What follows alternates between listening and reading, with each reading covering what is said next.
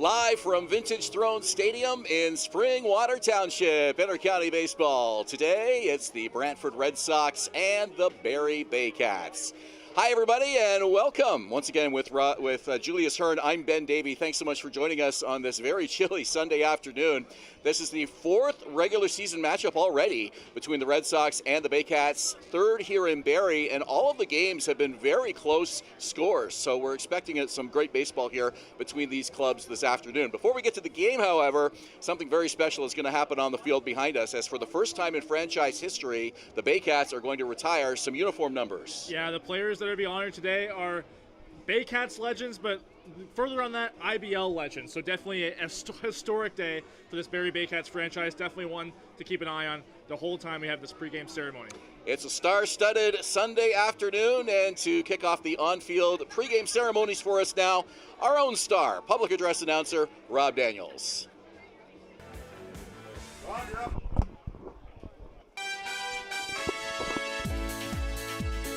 Ladies and gentlemen, girls and boys, welcome to Vintage Throne Stadium for season number 23 of Barrie Baycats baseball.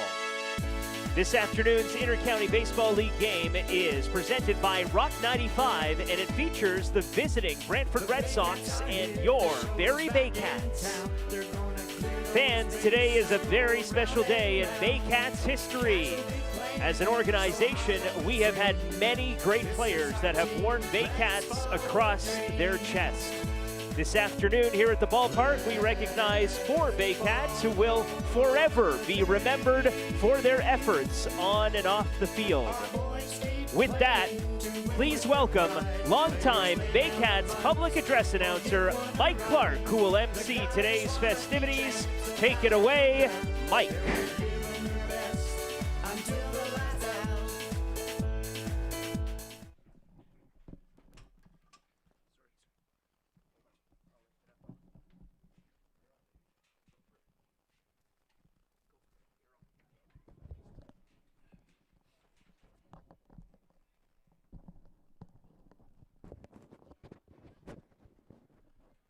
Thanks, Rob. Fans, over the past 23 years, the Baycats organization has received many awards and been recognized for many innovations, accomplishments by the IBL over their relatively short time in the league, both on and off the field.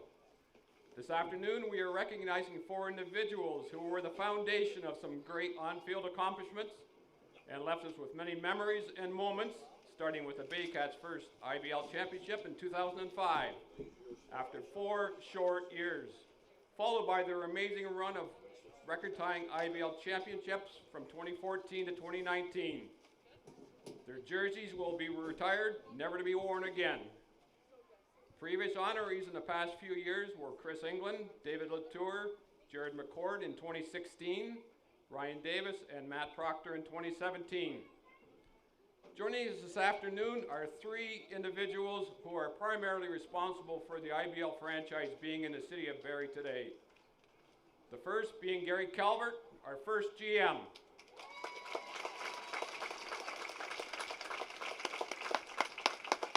Former past president and do-it-all guy, Mr. David Mills.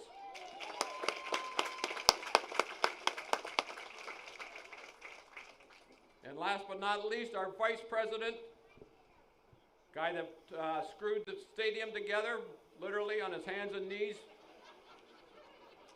put turf in the infield, Mr. Paul Marley.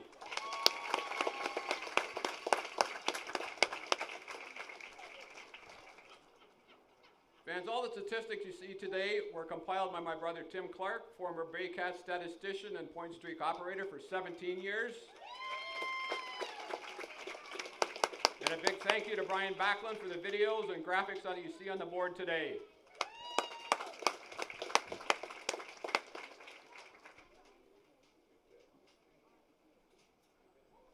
David Mills is going to have a few words for us, folks. Hey, everyone. It's the champ with all the other champs. How about that? This is a special day, as Mike has indicated, and this was all planned kind of before COVID, but with COVID hit, there was some delays going on, so we just didn't get to it, but never too late. Right, guys?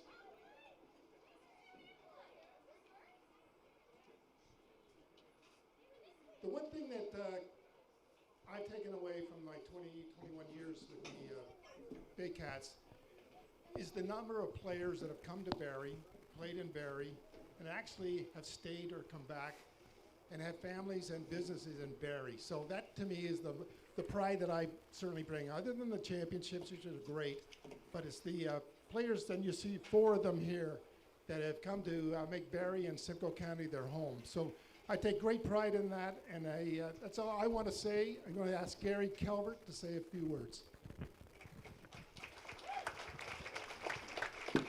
Thank you, Dave. As the announcers indicated, this franchise began in 2001. We were actually awarded the franchise in 1999, but this facility was not here. And it took the city of Barrie a year and a half to build it, with a lot of help from Paul Barley and Dave Mills. These 4 gentlemen here have established a bar that's set very high. When I look at the numbers and look at the guys beside me, it's fabulous. 2 of these guys signed at the park here, Ryan Spataro and Angus Roy. The other 2, this guy was signed in a parking lot in Newmarket, much to Jack Dominico's chagrin. He was the owner of the Toronto Maple Leafs. He thought that's where Jeff was going to go. And Brad Bissell signed at a Tim Hortons donut shop on Duckworth Street. Anyway, it's been a pleasure working with these guys, and I'd like to pass it back to Dave. Thank you. Okay, Mike, take it from here, and I just want to let the people know, up behind in the scoreboard area, or score area, the numbers of the 4 players today, and they'll be permanently on the wall, and just congratulations at this time. I understand, too, that they're on the screen. You'll be watching different shots of the players as they're presented here. Thank you.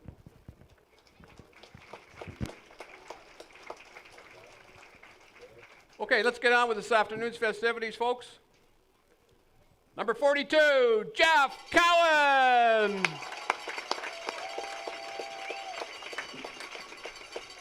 Jeff was Mr. Reliable, always at the park early, and known for his versatility, playing all over the field, with the exception, I believe, of pitcher and catcher. I may be wrong there. Jeff had played 14 seasons as a Baycat from 2008 to 2021.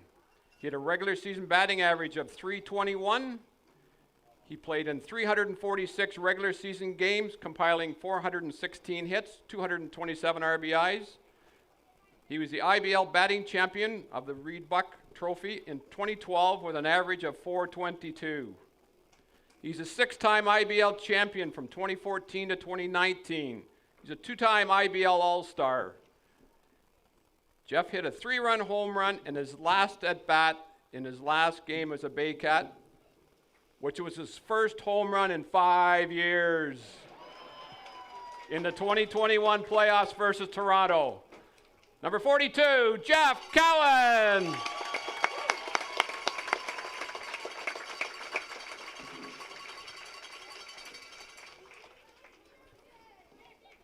Number 24, Brad Bissell. Always smiling, just as he is now. Never complaining, Brad took the ball anytime, anywhere, any score, and battled hard on every pitch. Brad played 17 seasons as a Baycat, from 2002 to 2019. He had a regular season ERA of .384. He pitched in 161 regular season games. 108 of those were starts. He pitched 748.1 innings with 612 strikeouts. He had a record of 62 wins, 27 losses. He's a 7-time IBL champion, 2005 and 2014 to 2019. He's a 4-time IBL All-Star. He was voted in 2018 to the top 100 IBL players of all time list.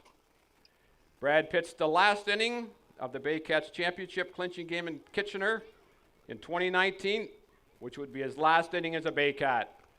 Number 24, Brad Bissell.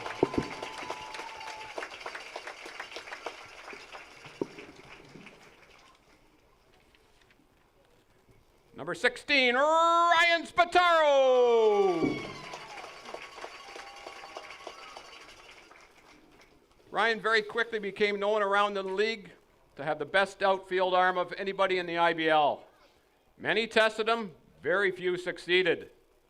He also threw out, this is crazy, 5 runners at first base from right field, which is a very rare play.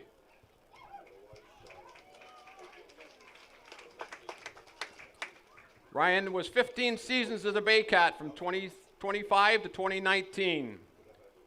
He had a regular season batting average of .369.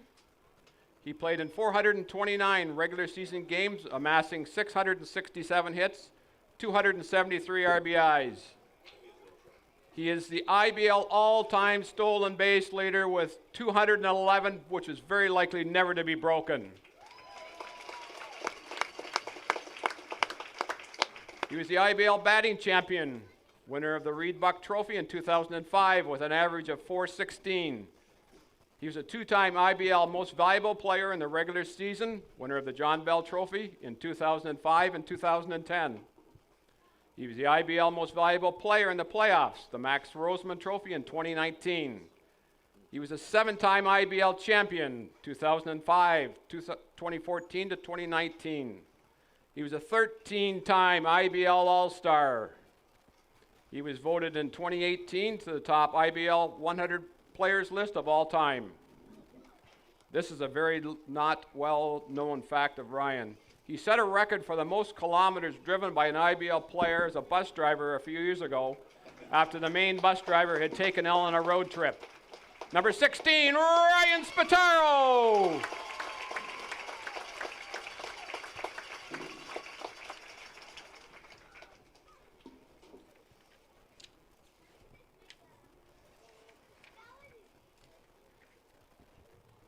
Number 31, Angus Roy. Angus literally did it all for the Baycats, from player, manager, general manager, and rumor has it he was an honorary member of the grounds crew. Angus was 17 seasons as a Baycat, 2002, 2004 to 2019, 2002 again to 2002, 2004 to 2009 as a player. He pitched in 60 regular season games, 49 starts, and this is a crazy number, an astounding 23 complete games and 49 starts. Never happens anymore, folks. He had a 2.82 ERA, 364 innings pitched, 290 strikeouts. He had a record of 28 wins, 15 losses. He was a 7-time IBL champion, 2005 as a player, 2014 to 2019 as a manager. He was an 11-time IBL All-Star. He was a 2-time IBL Pitcher of the Year, winner of the Ted Early Trophy in 2005 and 2006. He had managed 472 regular season games from 2007 to 2019, over 13 seasons. He had 329 wins, 143 losses in the regular season, a winning percentage of .692. How good is that? He was the general manager of the Baycats from 2014 to 2019. He was a 3-time IBL Manager of the Year, winner of the Troy May Trophy in 2011, 2014, and 2017. In 2018, he was voted to the IBL Top 100 Players of All Time list. Angus was the winning pitcher, pitching all 9 innings of the Game 6 of the 2005 IBL Championship Finals right here at Barrie Metal Stadium versus the Toronto Maple Leafs, outdueling former Toronto Blue Jay and later to become a Baycat, Paul Spaljerek, as the Baycats clinched their first IBL title.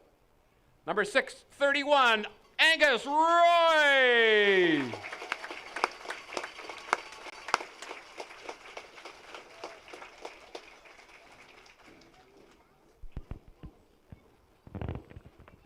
Okay, fans, that concludes our ceremonies for this afternoon. One more round of applause for our 4 gentlemen on the field. Number 42, Jeff Cowan. Number 24, Brad Bissell. Number 16, Ryan Spataro. And number 31, Angus Roy.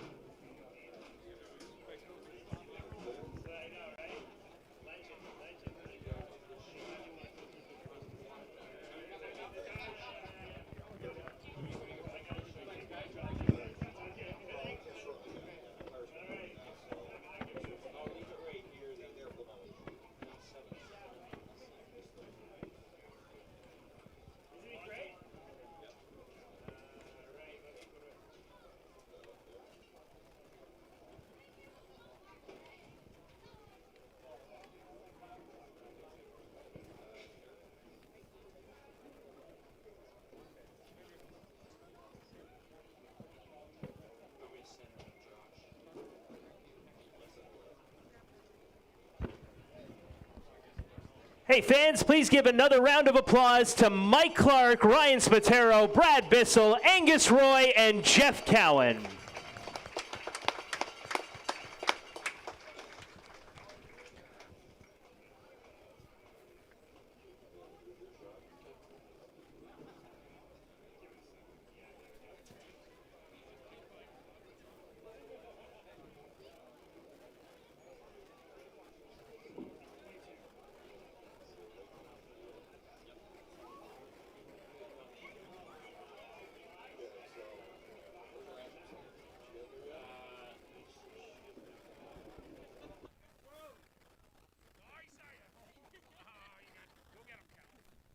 Do you want me to go with you and get him?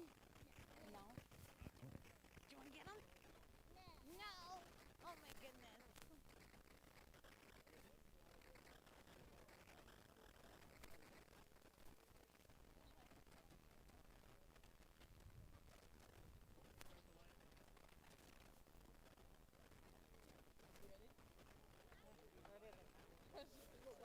I'm not gonna say I am nervous with all the old guys being here.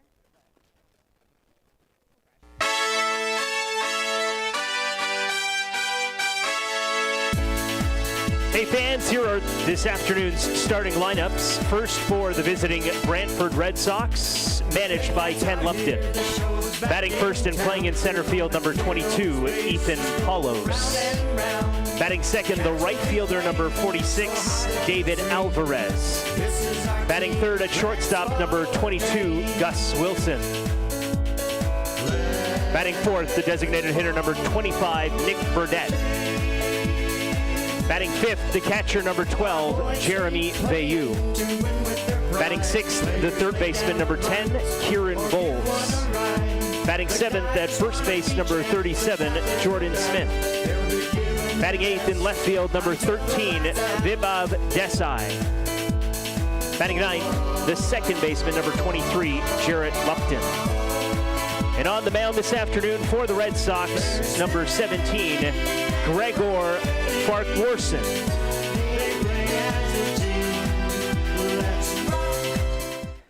And now, ladies and gentlemen, girls and boys, the starting lineup for your Barrie Baycats, managed by Josh Matlow. Today's Baycats starters are joined by the Innisfil Cardinals 10U rep team. Please welcome the following players to the field along with the Baycats. Batting first, accompanied by number 37, Liam McCray, center fielder, number 9, Kenise Ejo.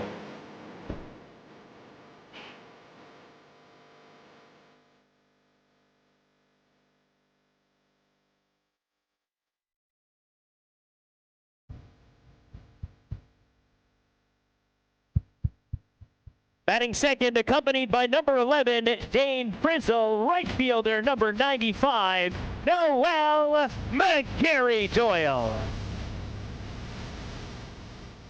Batting third, accompanied by number 4, Ryder Osborne.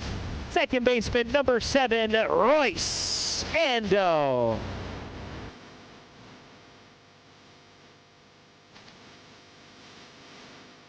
Batting fourth, accompanied by number 3, Keegan Margis Walker. First baseman, number 27, Ryan Rio. Batting fifth, accompanied by number 27, Bo Cherry. Designated hitter, number 29, Malik Williams.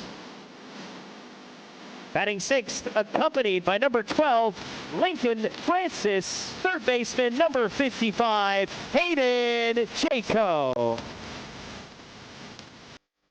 Batting seventh, accompanied by number 2, James Bennett. Shortstop, number 3, Carson Burns.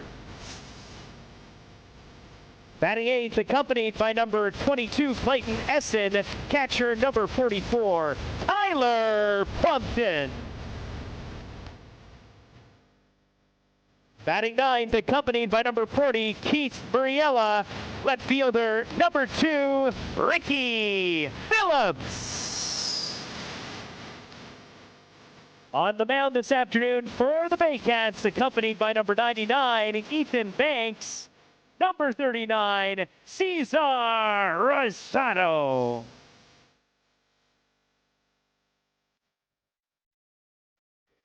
Here are the umpires for this afternoon's ball game. Calling the balls and strikes, Chris Gone. At first base, Chubba Vay. And at third base, Ryan Hern. Fans, can you please rise if you are able to, and kindly remove your hats. Singing today's national anthem will be our very own Lisa Donnelly.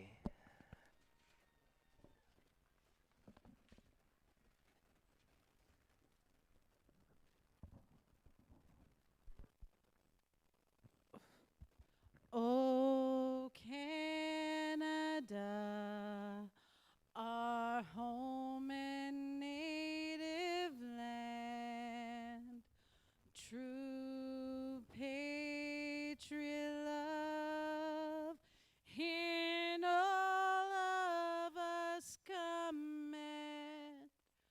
With glowing hearts we see thee rise, the true north, strong and free. From far and wide, oh Canada, we stand on guard for thee. God keep our land glorious and free. Oh, Canada, we stand on guard for thee. Oh, Canada, we stand on guard for thee.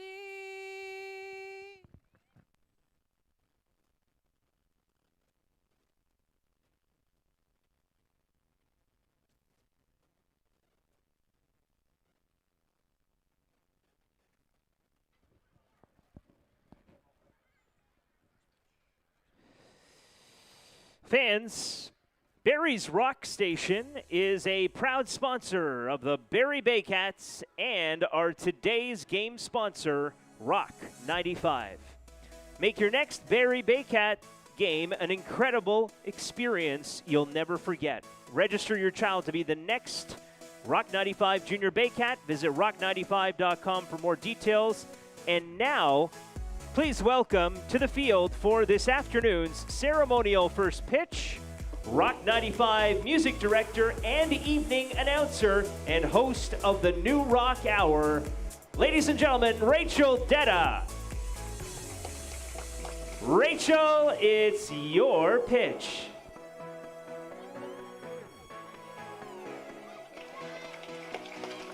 Well, a little high, but I found the glove of Brandon Hillier handling catching duties behind home plate. Way to go, Rachel. Well, we're so thankful for Rock 95 and their support throughout the 2024 baseball season, and especially here on this very special day as we honor Angus Roy, Jeff Cowan, Ryan Spataro, and Brad Bissell, all of whose numbers will never be worn again in Barrie Baycats franchise history. Yeah, definitely a historic day for Barrie Baycats' entire franchise. A packed ballpark, tons of faces, old and new, here to celebrate the 4 retired numbers just above us, posted on top of our press box. So a great day to see, and so let's hope we have a great baseball game to go along with it. Yeah, and we expect Angus, Jeff, Ryan, and Brad to all join us up here during the broadcast in different innings throughout our game today. So we'll enjoy chatting with them and catching up on things. But for now, we're ready to play some baseball as the Brantford Red Sox are here and ready to go. They will send to the plate Ethan Paulos, the center fielder, in the leadoff spot. David Alvarez in right field batting second. Gus Wilson bats third at short. Nick Burnett, the veteran DH, the cleanup man here this afternoon. Jeremy Vieux catching, batting fifth. Kieran Bowles at third base, batting sixth. Jordan Smith, Vibeth Desai, and Jared Lupton rounding out the batting order for manager Ken Lupton and the Brantford Red Sox here this afternoon. Well, for Josh Matlow taking the mound is big right-hander from the Dominican Republic, Cesar Rosado. Originally set to start yesterday's game in Welland, but that game was rained out and postponed to later in August. But he comes in still undefeated, a 4-0 record with a 2.25 ERA, arguably Barrie's most reliable starter all year in his first IBL season. Frank Garces has been the ace of this staff for the last couple of years, but Cesar Rosado has stepped in really nicely and given the Baycats a nice 1-2 punch at the top of the rotation, along with Carlos Sano and Juan Benitez. So starting pitching has been very strong for the Baycats again this year, as Ethan Paulos will step in. We'll get ready for some baseball here at Vintage Throne Stadium. You mentioned Frank Garces. He's missed the last couple weeks with a bit of a calf strain, but he is the expected starter this upcoming Thursday right here against the Toronto Maple Leafs. Home plate umpire today, Chris Goen, Chubba Vey at first, Ryan Hern at third. And the first offering from Cesar Rosado. It's a fastball for a called strike. We get our first pitch at 3:28 this afternoon. Overcast sky, 14 degrees, our game time temperature, and we do have a gusty wind from right to left. It was blowing in earlier, more of a straight away wind now across the outfield. Yeah, that wind was wreaking havoc in batting practice. A lot of balls you would assume would be over the fence and out of here, or just kept in the ballpark. So definitely something to keep an eye on today. Very gusty too, so unpredictable. It's kind of been in the 20 to 40 kilometer per hour range this afternoon. Pitch from Rosado on the way, and it's low. Count 2 balls and a strike.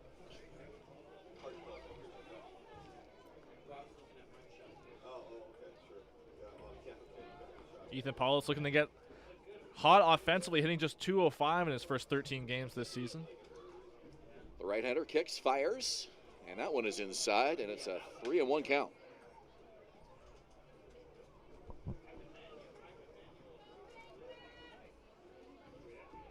Fourth game already this season between the Red Sox and the Baycats. 3 of those games coming in the last 8 days. The Wednesday night game here last week was resumed from a game that began a couple weeks earlier. It was postponed due to rain. And it's a walk on 5 pitches. So the Red Sox get the leadoff man aboard here in the top of the first inning. Give you the defense quickly for the Barrie Baycats in the outfield from left to right. Ricky Phillips, Cadiz Ejo, and Noel McGarry-Doyle, your regular 3 starters out there. On the infield, Hayden Jaco back at third base with Carson Burns next to him at short. Roy Sando back in the lineup at second base, and Ryan Rio makes his first start of the year at first with Tyler Plumpton behind the dish. David Alvarez now in just his 5th game since joining the Red Sox this season. Scorching hot, .526 average. A little check swing to third, and it goes off the glove of Hayden Jaco. He has no play.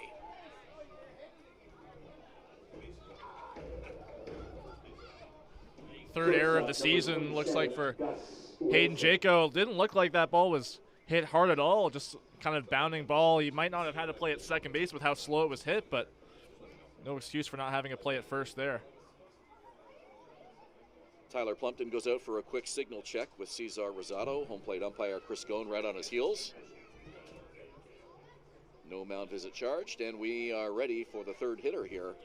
Gus Wilson with 2 on and nobody out. Red Sox are in business here in the top of the first inning. Infield playing in on the corners for the Baycats. And it's a bunt right to Ryan Rio, the second baseman covering.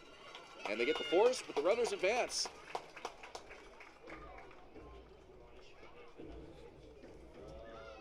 Red Sox have been known to play small ball over the years. Getting the runners over, especially with no outs in that situation, exactly what Gus Wilson needed to do. And now the cleanup man, Nick Burdett, with a chance to knock him in. I'm surprised they haven't used Gus Wilson in that position more often this season. That's just the first sacrifice he's made this year. Always a quick guy, but with how well he's hitting this year, 308, have to have him in that deadly number 3 spot. Burdett first pitch swinging and he fouls it off. He has struggled so far, off to a bit of a slow start by his measures, 207 through 17 games, but you know it's just a matter of time before he starts to find his groove. But he still manages to get on base really well. 696 OPS, but that's all thanks to a 351 on base percentage. Has 11 walks already this year. Curveball, and it's outside. And it's a 1-1 count. So Cesar Rosado with a jam early in this ball game, 1 out in the first. And the Red Sox try to get on the board.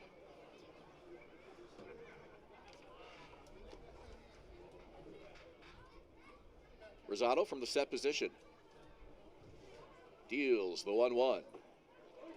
Just missed, and it's 2 balls and a strike. Surprised the Baycats aren't playing their entire infield in. Most teams would in this situation, even if it is the first inning. They're all playing at their regular depth. Definitely some speed on those bases. Palos and Alvarez both in scoring position here. Outfield playing Burdett straight away. Rosado set, and it'll be a 2-1. And it's lifted foul to the left, and the count is even. And breaking ball heavy in this at-bat to Burdett. You don't want to hang him a fastball because you know with tons of power, Nick Burdett can really make you pay with that. Palos at third, Alvarez at second. Rosado with his 12th pitch of the inning coming up. And it's called strike 3. Burnett thought that was inside. And it's a strikeout for IMP North, as Burdett gets rung up by Chris Goen. A really strong pitch there from Cesar Rosado. I think that might have been sitting off speed there, Nick Burdett, and that fastball caught him a bit off guard. So that takes a little pressure off the defense in this situation now with 2 outs, as Jeremy Veilleux, the catcher, a number 5 hitter, will try to keep this inning alive for the Red Sox. And the first pitch is low and outside. This inning started with a walk to Palos on 5 pitches. Alvarez reaching on an error off the glove of Hayden Jaco. Veilleux been one of their most reliable hitters already this year. 12 RBI through the first 18 games. .290 hitter off to a strong start on a Brantford team that has struggled at the plate overall. An IBL low .238 team average coming into today. Rosado deals. Fouled away. Count 1-1. The only team in the IBL with less than 200 total bases on the season so far.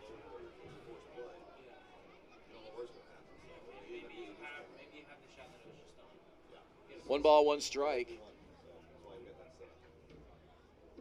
Rosado takes a deep breath and delivers.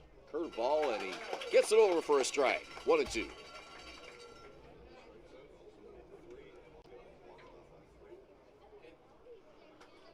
Really good crowd here on this Sunday afternoon. And it's a chilly one here for this final day of June. Hard to believe. Lots of wind blowing in from right to left, almost looking straight away. Canada Day tomorrow. Anything but summer-like here at the ballpark today. Here's the pitch from Rosado, and it's high and in.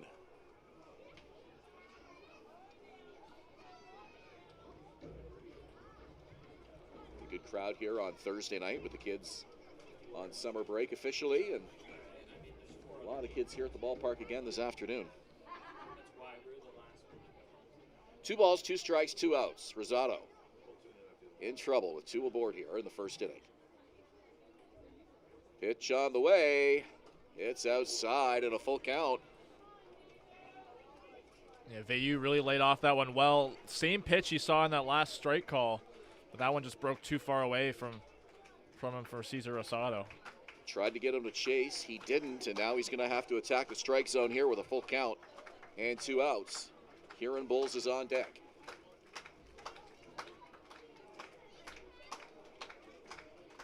Rosado set. And the payoff pitch. Called strike 3. Back-to-back strikeouts to get out of a jam here in the top of the first inning, and the Baycats are off the field. We're scoreless through a half an inning here at Vintage Throne Stadium.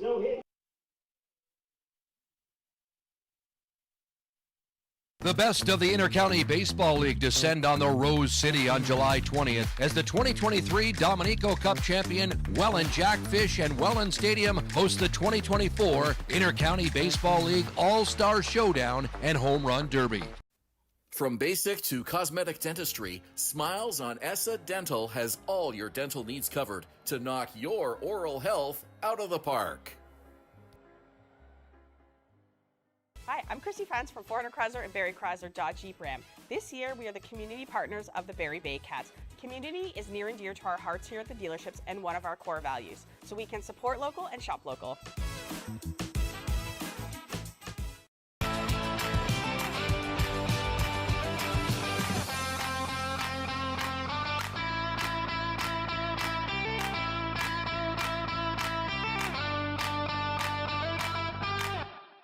Moving.ca. For all your moving needs for over 35 years, Moving.ca. The original 2 men who just happen to be small, who make moving stress-free. 2 small men with big hearts moving. We always have a big heart for you at Moving.ca.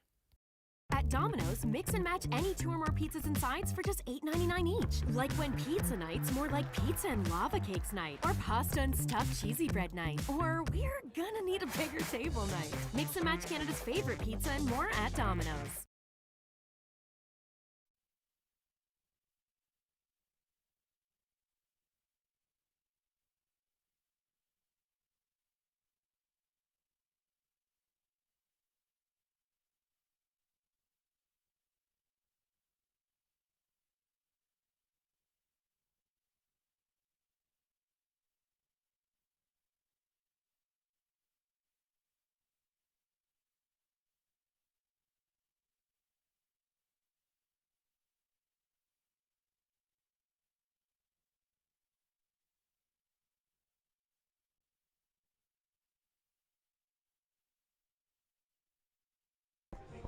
Welcome back to Vintage Throne Stadium. Matchup between the Brantford Red Sox and Barrie Baycats. First inning brought to you by McDonald's Barrie, home of the free fries with 5 Baycat strikeouts. Kinesijo, the leadoff man again today. Noel McGarry Doyle to follow, and Roy Sando in the 3 spot. Ryan Rio returns to the lineup today. He's at first base. Malik Williams bats 5th. Hayden Jaco 6th. Carson Burns, Tyler Plumpton, and Ricky Phillips round out the order for Josh Matlow's Barrie Baycats this afternoon. On the mound for the Red Sox, Gregor Farquharson, native of Saltcote, Saskatchewan. His first year in the IBL after some experience in the Western Canadian Baseball League, but it's his second start of the year. His last appearance was his first at Guelph on June 18th, a loss. 5 innings pitched, though, only gave up 1 earned run.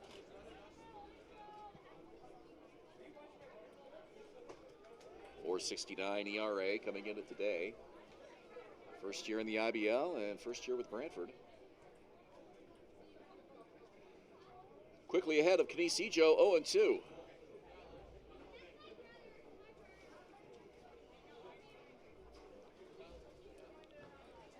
Markerson from the stretch looks and deals. Swing and a miss. A 3-pitch strikeout to get Kinesijo.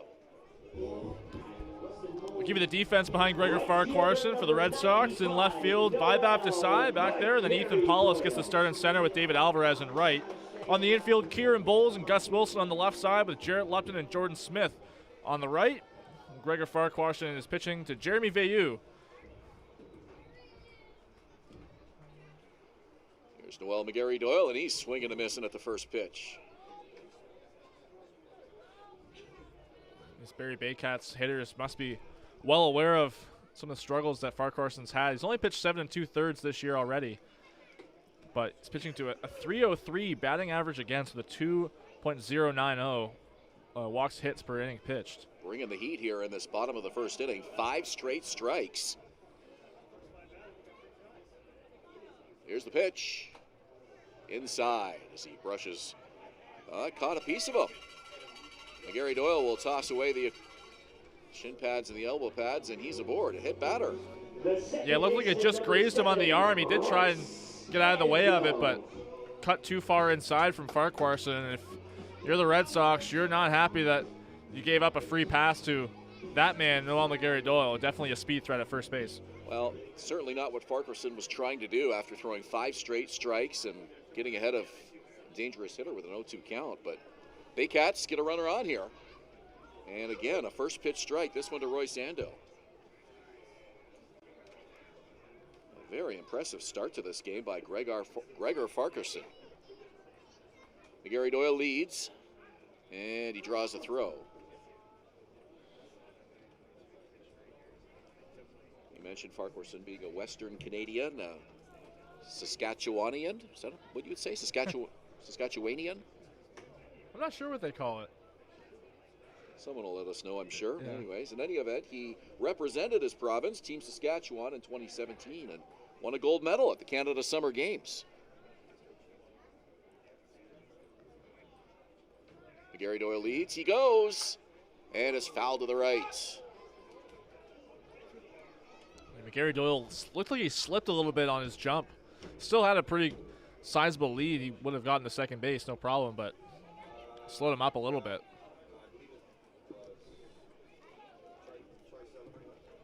So it's 1-2 count to Roy Sando. Off speed in the dirt. Runner stays put. Nice block by catcher Jeremy Veilleux with a man on. 5 stolen base attempts for Noel McGarry Doyle so far this year, and he has swiped all of them.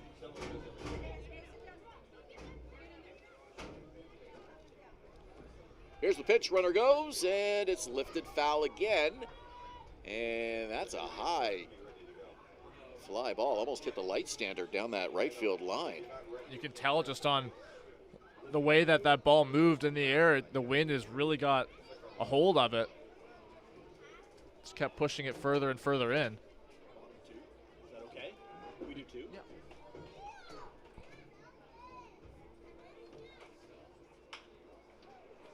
A 2-hopper to short. They go to second. 1. The relay to first. Not in time. Ball gets away.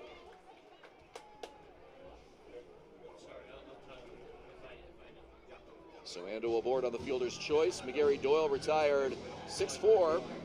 And here's Ryan Rio. Number 27, Ryan Rio.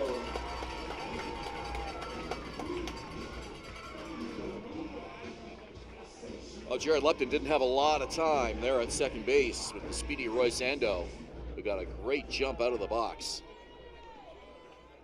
Well, that'll keep the inning alive. 2 out for the Baycat cleanup man. Rio takes a pitch and gets ahead 1-0. First batter that Farquharson has fallen behind in the count early. He got ahead of the first 3 with first pitch strikes. And you know Ryan Rio's eager to put a hurt on that baseball early. He missed the last couple of games. Wasn't available. He's back today. Looking to get his average up above the Mendoza line, as they call it. Bit of a slow start for Ryan by his numbers. Gets a piece, sits 1-2, just 180 through 13 games. And not characteristic of him.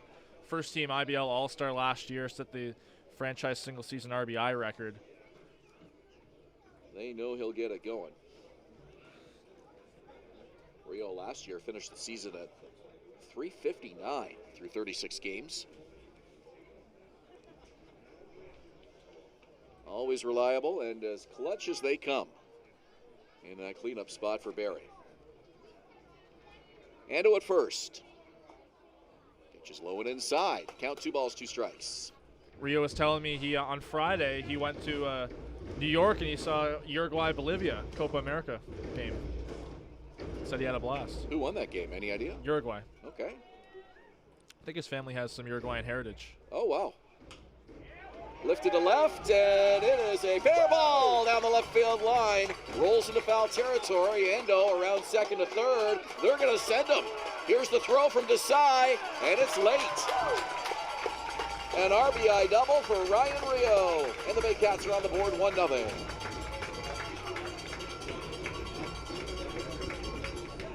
It's exactly what you want to see if you're Josh Mallett from Ryan Rio, and that's something that he likes to say he excels in, putting the ball the other way, and that one just stayed fair enough to get him some extra bases. And 1-0 lead for the Baycats. Well, you don't see Rio hit many balls down that left field line, but he placed that one perfectly, and it was well out of the reach of Vaibhav Desai, who had a long way to go by the time he picked that up. Ando was already around second and thinking about home. Hard to believe for Rio, but that's his first double of the year. So here's Malik Williams. Williams hit .455 in 7 games to start this season off for the Barrie Baycats.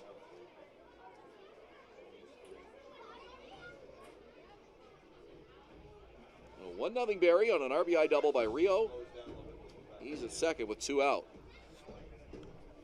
Had a good chat with Williams before the game. He was asked him about the differences between the IBL and the Frontier League, because he spent some time earlier this year and last year. He said pitchers in the IBL throw a lot more breaking balls than in the Frontier League. And he hits this one hard to right field, and it's gonna drop, and Williams around second, headed for third. Here's Rio, he scores easily. Williams is gonna take another base as that ball gets away from the infielders and goes all the way into foul territory on the left field side. The baseman number 55, Hayden Jaco. Just another great example of how strong this Baycats roster is offensively. Another ball right down the right field line for opposite field for Malik Williams. Williams was not running all that hard. He's still nursing a little bit of an injury that he suffered earlier, and they thought they might have a chance to nab him at second base, and a good throw might have got him. Yeah, he's still suffering a little bit from a hamstring injury he suffered a couple weeks ago. It almost looked like Jeremy Eulenberg was telling him to stay at first base, but he saw that ball roll a little bit away from David Alvarez, and he went for second base and got it. And made it all the way to third. Jaco hits this one to short. That's handled by Gus Wilson. The throw over is low, but dug out by Jordan Smith for the third out of the inning. So the Baycats get on the board. It's a 2-0 lead after an inning here at Vintage Throne Stadium. You're watching Baycats TV and Rogers TV Barrie. For the Baycats in the first, 2 runs on.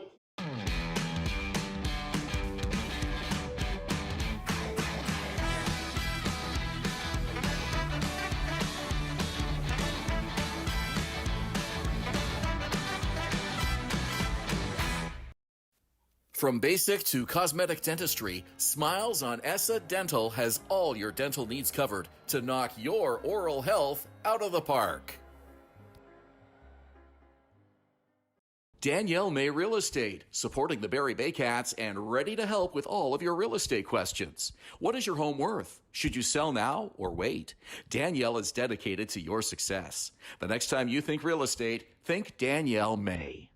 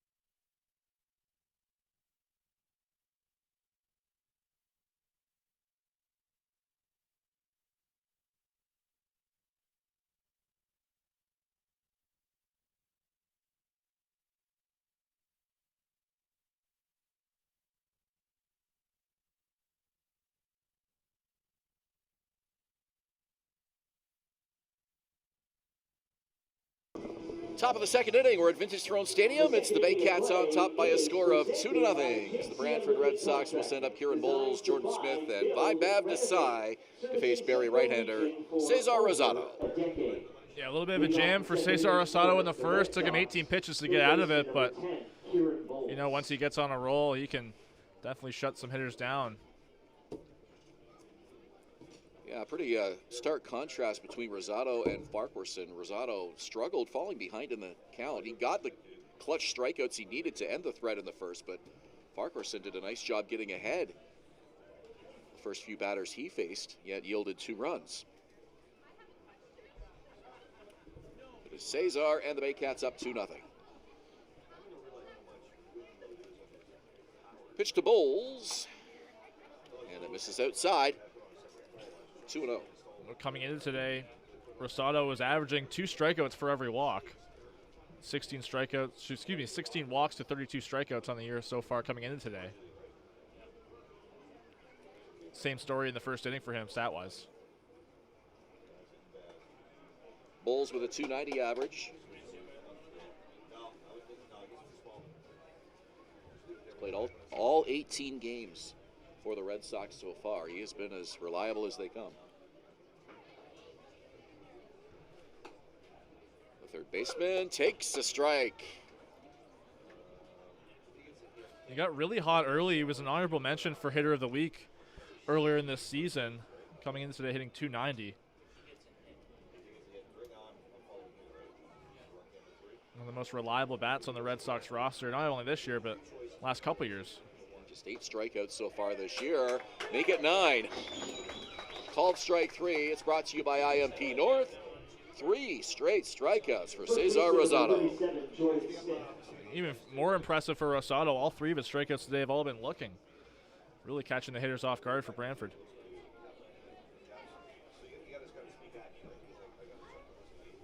Jordan Smith, the first baseman and number 7 hitter. Just his second game. He's still looking for his first hit. Hits this one softly to short. Picked up by Burns. Here's the throw. It's in time.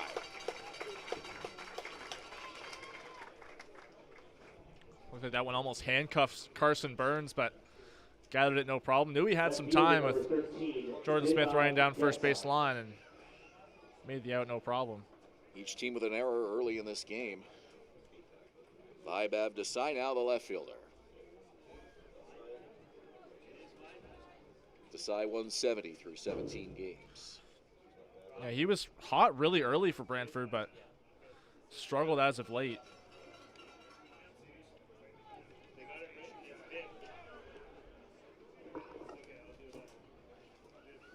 For 4 against the Baycats when they played earlier on Wednesday. Breaking ball for a strike, 0-2, and Rosado doing a much better job getting ahead of the hitters here in the second inning. Yeah, didn't start on Friday against Kitchener, but had a hit and a pinch hitting appearance. Rosado to Desai. Swing and a miss! So 2 strikeouts in the inning for Cesar Rosado, and he has retired 5 straight. Baycats on top, 2-0 here at Vintage Throne Stadium. You're watching Baycats TV and Rogers TV in Barrie.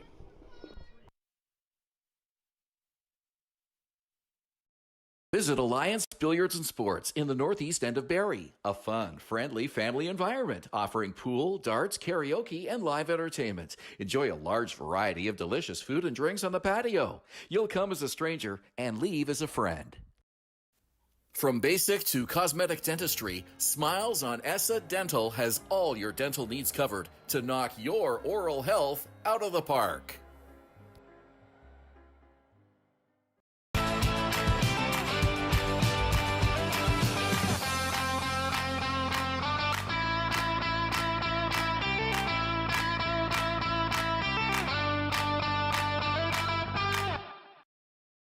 BarrieToday.com. Local news, weather, Baycat scores, and more.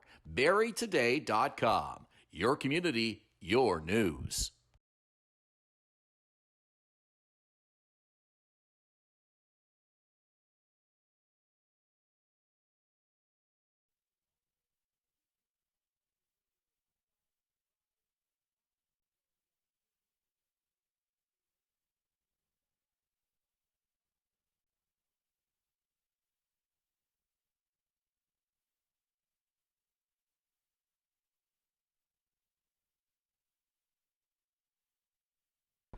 Welcome back to Vintage Throne Stadium. Second inning of play brought to you by JC Unlimited Contracting. Design, supply, build, renovate, servicing Simcoe region for over a decade. With Julius Hern, I'm Ben Davy. Carson Burns will come to the plate along with Tyler Plumpton and Ricky Phillips here in this bottom of the second inning. And we've got our first guest of the afternoon joining us up here in the broadcast booth, a guy who had his number 42 retired a few moments ago, Mr. Jeff Cowan. Jeff, thanks for joining us. Hey, boys. How are we doing today? Thank you so much for having me. How are you doing? Just explain your feeling kind of with this special day at the ballpark and knowing that your number's retired for the rest of the history of the franchise. Yeah, it's nice. It's awesome. It's we knew this was happening a couple weeks ago, but finally getting here, seeing all the families and all the guys, it's really nice to kind of have that happen. So how did you feel, coming down to the last part of your career, 2021, knowing that this you're coming off of a huge run, 6 straight titles. You didn't win that last year, but how did you feel when you left the team, knowing what you were leaving the other guys to? It was awesome. It was nice to finally come back. Josh Matlow, the manager at the time, gave me the opportunity to play. It was a situation where I was trying to make all the home games that I could and some of the away games, and he was very accommodating. All the guys on the team were as well, so that was awesome. And it was just nice to kind of go out that way and go out the way things happened there. It was really nice. It was a nice end to a long career, we'll say. 2-2 pitch to Burns, and he gets a piece to stay alive and keep the at-bat going. Well, it was a real treat to watch you play. Your years dating all the way back to 2008, and pretty impressive stint with this ball club. It was mentioned on the field your final home run was in that playoff series against Toronto. And how were you feeling in that moment? Did you have a sense that as this one's hit the third, and the play made by Kieran Bowles for the first out of the inning, did you have a sense that this might be a really significant moment, and you're thinking about perhaps that being your last season? I don't know. You know what? I was furious at the time because I think I got hosed on the first 2 calls before that. So it was one of those cases where we were down by a bunch, and that was kind of the start of a little bit of a rally there, and it was a nice moment. I mean, my family was out in left field there, and the ball actually went over their heads. So that was a very surreal thing to have happen. Well, another great moment in your last year. You got your 400th hit here at the ballpark. How special was that for you, knowing you kind of reached that huge milestone in your last year at home? It was nice. It was a nice little, a nice weight lifted off the shoulders, and it was especially nice. Anywhere it happens is great, but it was nice that it happened here at home. I had some family here at the ballpark, so that was great. Just great. Jeff Cowan in the broadcast booth with us, and Tyler Plumpton at the plate with the 1-1 count. Pitch is high, and Plumpton ahead now, 2 balls and a strike. Talk about your teammates and just the friendships that you formed over the years with so many guys. I mean, a lot of players came and went from this team from 2008 to 2021. You still stay in touch with a lot of them from time to time. A broken bat to third. And Bowles again will make his second assist of the inning, 2 down. Yeah, we do. We have a great core group of people. We have a lot of fun whenever we get together on any gathering, throughout the year when there's birthdays or holidays or things like that. You have 30 or 40 people that get together, so it's a really nice group, and everybody still does keep in touch quite well. We had a lot of guys drive up from the city to show some support today, which is fantastic that they did that, but it's just a testament to how great of friends and how great a friend group it is. I know you played Division I ball at High Point. When you were making the transition from college to the IBL, what were you expecting, competition-wise or by the level of play? You know what? It was very similar. The competition here was fantastic. The competition of the league was fantastic. It was a well-known league, and making that transition from the aluminum to wood was a little bit of a change, but it was nice to come back on certain summers, play here, and still have great competition to keep you, in game shape when you went back to university. So the league was very good, and it still is very good. 2 outs here in the bottom of the second inning. It's Ricky Phillips at the plate. Gregor Farquharson on the mound, and a swing and a miss by Phillips. 1 ball and 2 strikes. So tell us what you have been up to in your years now since retiring from the Baycats. What have you been up to the last couple of years?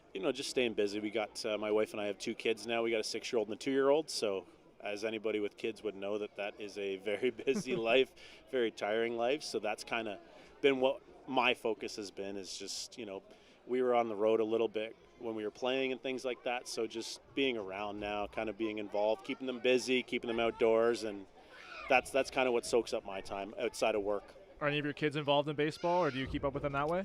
I think my little guy will be. He's coming up to be 2 on the 12th of July, but he seems to be grabbing the bat, swinging a little bit. He's starting to make some contact right now, so I think he will kind of take a liking to it. Hopefully this will help, and yeah, we'll see though. Anything they want to do is fantastic. Very cool. Well, we certainly have enjoyed talking to you today and enjoying your many years here on the field with the Barrie Baycats. Here's the pitch. It's a high pop-up. Should be playable. To the right side, Lupton and Smith converge. It'll be Lupton taking it for the out. So 3 up, 3 down inning for the Baycats. We've played 2. Jeff, thanks for joining us, and congratulations again on having your number retired here today. Guys, thank you so much, and thank you for having me on here. I really appreciate everything you do. 2-0 Baycats through 2 here at Vintage Throne Stadium. You're watching Baycats TV and Rogers TV in Barrie. Moving.ca. For all your moving needs for over 35 years, Moving.ca. The original 2 men who just happen to be small, who make moving stress-free. 2 small men with big hearts moving. We always have a big heart for you at Moving.ca.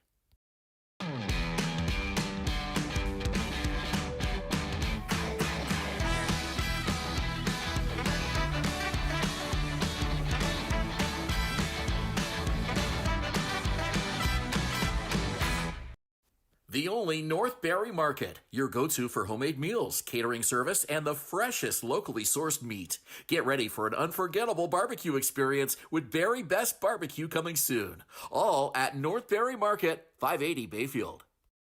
The Collingwood Brewery at 10 Sanford Fleming, producing delicious lagers, ales, and seltzers since 2014. The proud home of the Baycats Brew. Check out their retail shop and tap room, and select products at the LCBO, beer store, and grocery stores. Cheers, and go Baycats! From basic to cosmetic dentistry, Smiles on Essa Dental has all your dental needs covered to knock your oral health out of the park.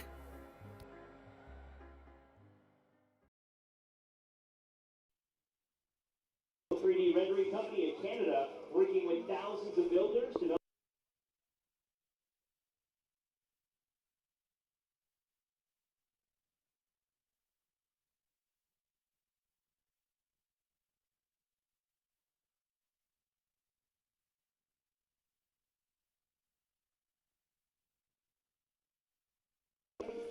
To the top of the 3rd inning, it's the Baycats on top by a score of 2-0. Ben Davy, Julius Hern with you. And again, our thanks to Jeff Cowan for a great visit in that bottom of the 2nd inning. Jeff, one of 4 Baycats who had their jersey numbers retired in a ceremony before today's game.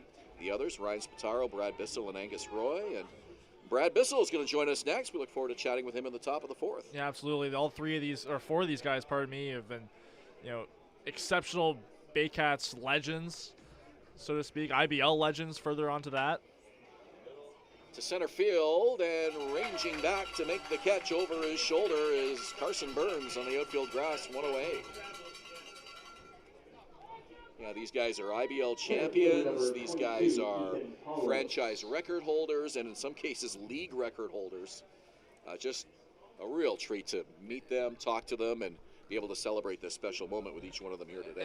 And they've played so long for the Baycats and in the IBL. They've really seen it all, so it's definitely good to get their perspective as well. Pitch in the dirt, and it's 1-0 to the number 2 hitter in the inning, leadoff man Ethan Pauls. We're in the 3rd. The Red Sox trail 2-0. Cesar Rosado. Breaking ball for a strike. Rosado cruising right along here. He has retired 6 straight, 7 in a row, including the bunt from Gus Wilson that advanced a couple runners. And Rosado was able to keep the Red Sox from scoring. 2 balls and a strike. So Alvarez reached on an error in and out of the glove of Hayden Jaco, but was unable to score as Rosado was able to bear down and get the job done. Back-to-back strikeouts. The key to getting Barrie off the field in the 1st inning. That's a called strike on the breaking pitch. 2-2. Yeah, Rosado's really been rolling since that sacrifice bunt from Gus Wilson. 2 straight strikeouts to end that inning, and then 2 in the 2nd. And not 3 up, 3 down frame. Rosado with the leg kick and the 2-2 pitch. Just missed, and the count is full.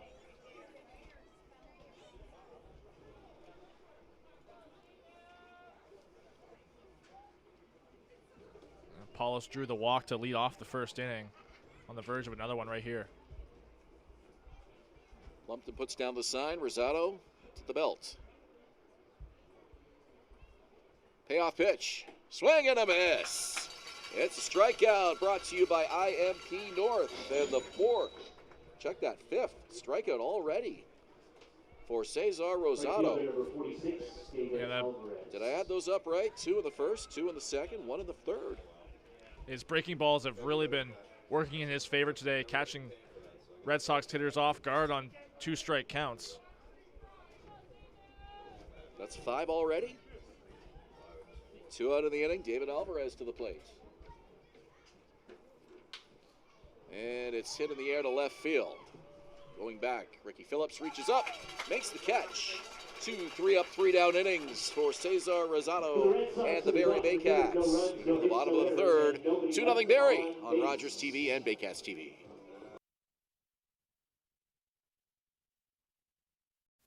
From basic to cosmetic dentistry, Smiles on ESSA Dental has all your dental needs covered to knock your oral health out of the park.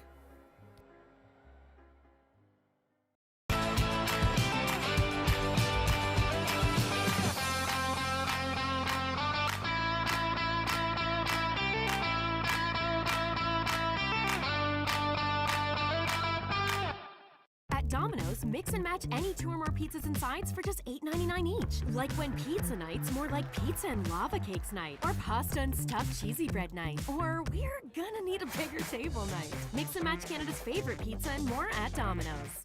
Hi, I'm Chrissy Fans from Honoree and Barrie Dodge Jeep Ram. This year, we are the community partners of the Barrie Baycats. Community is near and dear to our hearts here at the dealerships and one of our core values, so we can support local and shop local.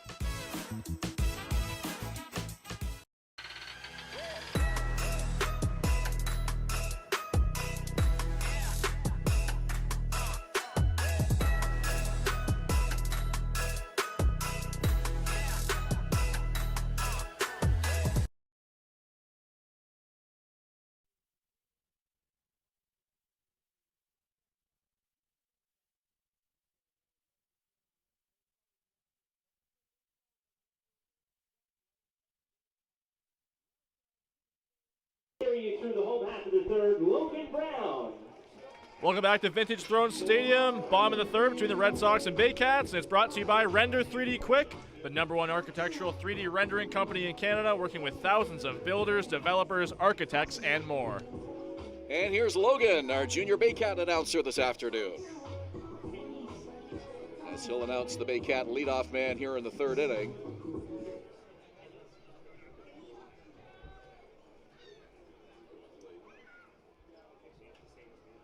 First pitch, it's low, ball 1.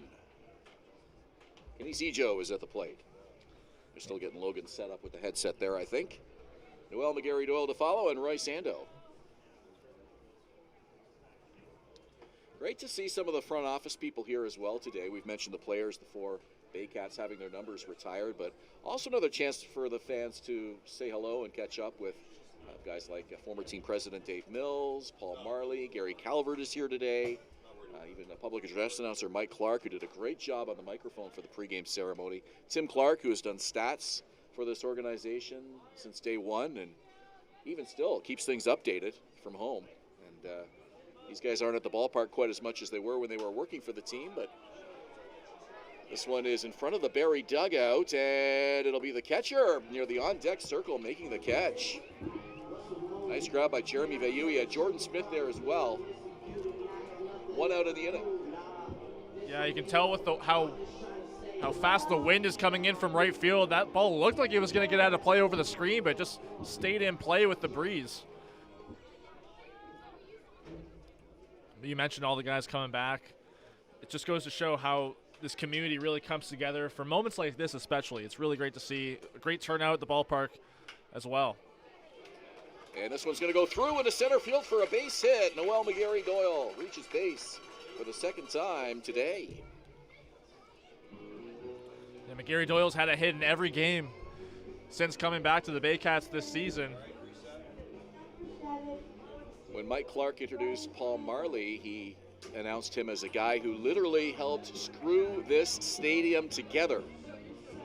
I can picture Paul with a power drill and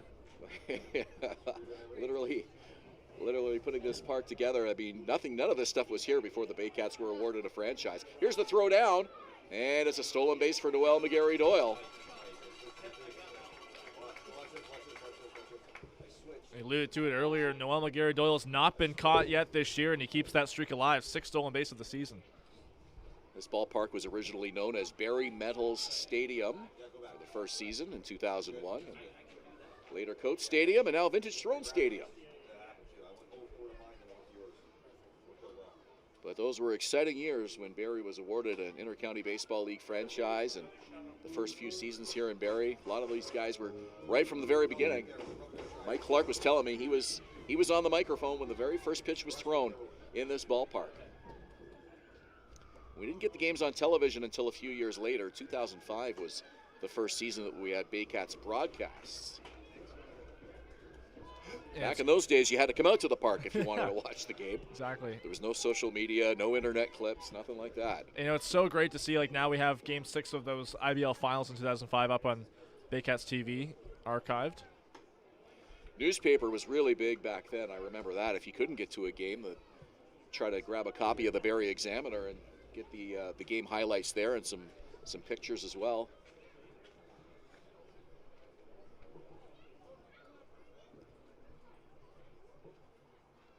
That one is low, and the count is full now. 3 balls and 2 strikes. Yeah, the media coverage was a lot different back in those days. And it wasn't that long ago. I mean, we're only talking 20, 25 years ago, but... And Josh Matlow was telling me before the game, next year is the 25th anniversary of the club, so it's definitely good to get these kind of honors, you know, kind of ready to go. Like, it's huge for this franchise nonetheless, but to get them, you know, before we have 25-year anniversaries was important to Josh Matlow and the rest of the people involved in this franchise. And we talked to other IBL fans who travel with their team on the road, and they come here to Barrie and Springwater, and they absolutely love this ballpark. It's one of the nicest parks in the league. That one inside, it's a walk. Roy Sando is aboard, 2 on here.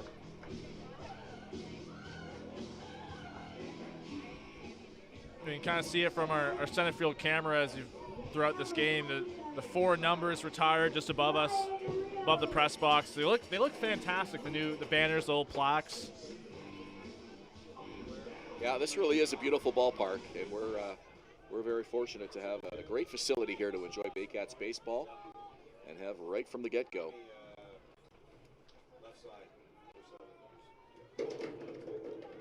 Rio takes the first pitch for a called strike. After the game we did on Saturday, I was actually heading to my parents' place rather than home, so usually I go to Bayfield Street and I hop on the 400, but I had to make a right turn to get to Angus, where my mom and dad live, after the game. As Rio takes a breaking ball outside, 1-1. And it was just like looking at the ballpark with the lights still on after the game was over and the crowd had filed out, and you can see the ballpark through the hedges, the trees, yes, on Highway 26, and it just kind of looked like Field of Dreams, you know. It's awesome. That's the way I go. I leave the ballpark and come into the ballpark every day, and you can see the bright lights from far away, and like you know where the stadium is. You do, and I know some fans would prefer to have a downtown ballpark for obvious reasons, but the nice thing about having it out here is it just sort of stands on its own. You can see it from kilometers away. Not a whole lot else happening out here other than other baseball games on other diamonds. This is part of a sports complex, but that's another great part about having the ballpark here. You get those teams that, you know, they want to do something after they play, come right over to the Baycats. Very true. We see that a lot. Ryan Rio working the count full now. Correction, 2-2. After being behind in the count. Gregor Farquharson with the delivery. And Rio hits this one a long way to right field. It'll stay in the park. It'll hang up for David Alvarez, who makes the catch. But tagging is Noel McGarry Doyle. He gets to third. So Rio retired, 2 out of the inning, and it'll bring up Malik Williams. Unfortunate for Ryan Rio, it looked like he got all of that ball on that swing, but keep mentioning it, the wind playing such a huge factor at the park today. It looked like they kept that ball in the ballpark and not even really close to the warning track either.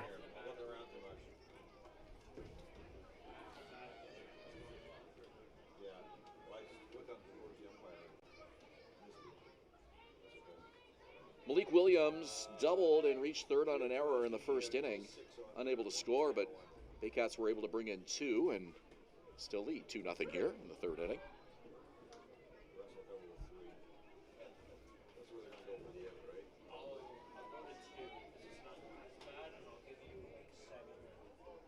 No balls, 1 strike. Runners lead. Here's the pitch. High.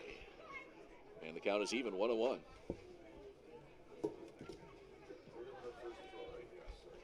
Red Sox trying to avoid their 3rd straight loss. They're 1-2 versus the Baycats this season, and they've all been very close games.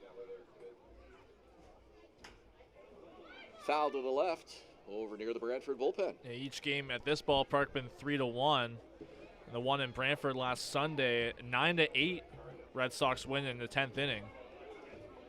Yeah, dramatic come from behind win by the Red Sox at home, so home team has been perfect so far in the season series. The game here on Wednesday night was the resumption of a game that began a couple weeks earlier. So technically they've faced each other 4 times. This one hit to deep right field. Alvarez back, makes the catch.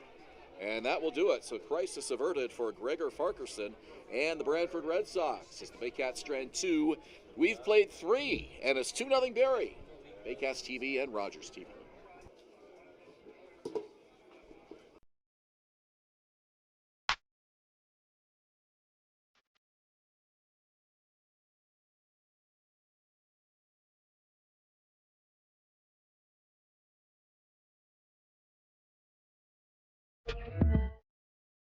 From basic to cosmetic dentistry, Smiles on Essa Dental has all your dental needs covered to knock your oral health out of the park.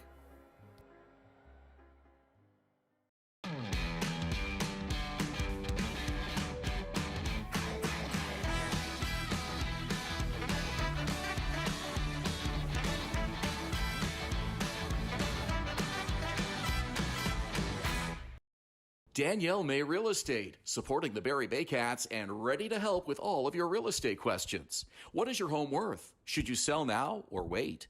Danielle is dedicated to your success. The next time you think real estate, think Danielle May.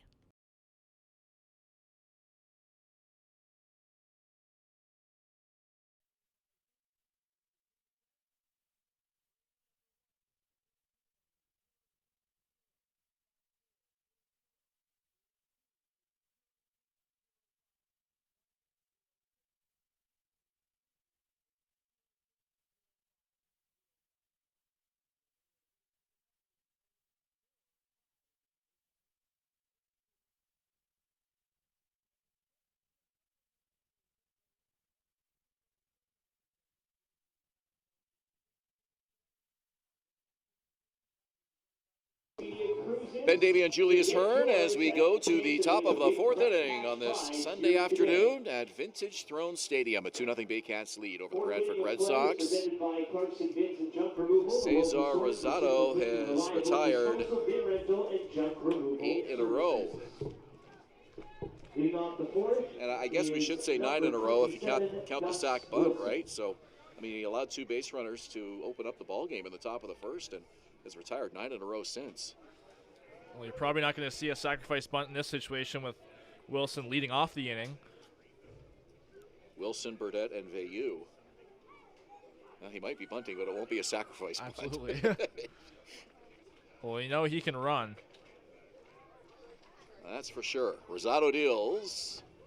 Breaking ball for a called strike. And the count is 0-2. Well, Rosado's done a nice job getting ahead now.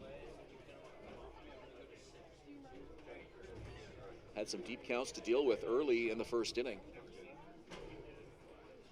And that is a called strike 3. Another Baycats strikeout, the 6th of the ball game. That one brought to you by IMP North, and there's 1 out in the inning.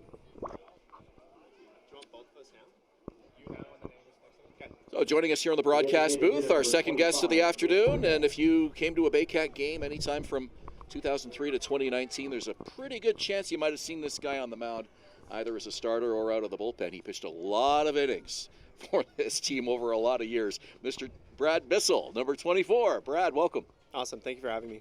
Good to have you here. How are you feeling today? It's been a pretty cool experience. It's been a while since I've been back here.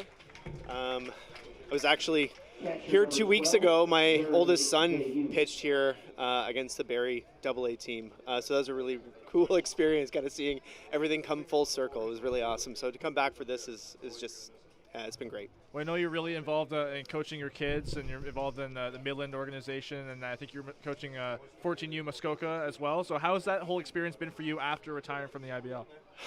To be honest, it's kind of filled my baseball bucket, to be perfectly honest. I thought, not playing was going to be difficult, but, with my last year being 2019 and kind of being up in the air about playing in 2020 when the pandemic hit, it made it easy to kind of rip the Band-Aid out of not play. It's middle of May and all of a sudden you get the itch again and you're back out of the field. But, with the amount that my boys are on the field, it's been a nice transition, and I really do love working with kids and developing them as baseball players, but as people too. It's been great. We're with Brad Bissell up here in the broadcast booth. 2 out here in the 4th inning. At the plate is Jeremy Veilleux. Rosado with a 1-1 count on him. And the pitch on the way, swing and a miss. He's ahead, 1-2.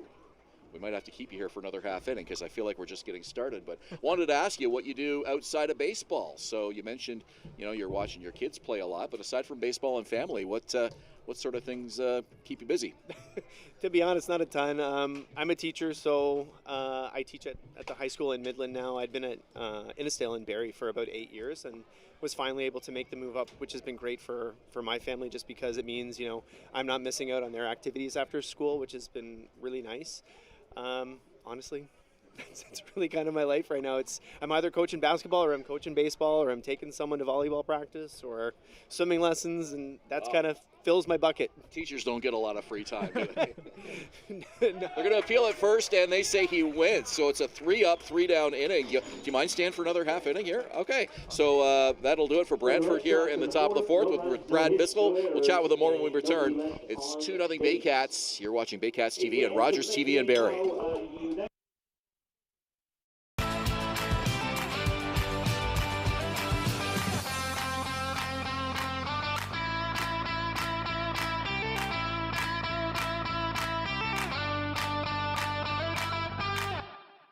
Visit Alliance Billiards and Sports in the northeast end of Barrie. A fun, friendly family environment offering pool, darts, karaoke, and live entertainment. Enjoy a large variety of delicious food and drinks on the patio. You'll come as a stranger and leave as a friend. From basic to cosmetic dentistry, Smiles on Essa Dental has all your dental needs covered to knock your oral health out of the park. BarrieToday.com. Local news, weather, Baycat scores, and more. BarrieToday.com. Your community, your news.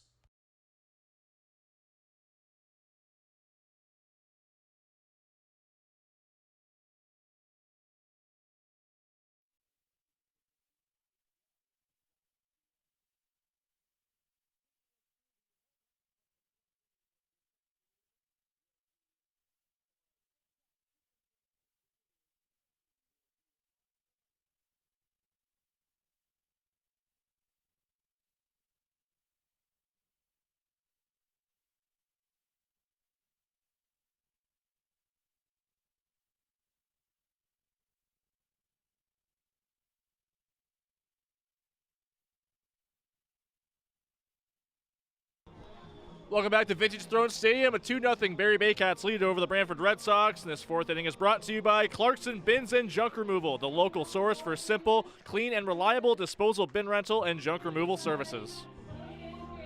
Hayden Jaco, Carson Burns, Tyler Plumpton due up for the Baycats. They're up 2-0.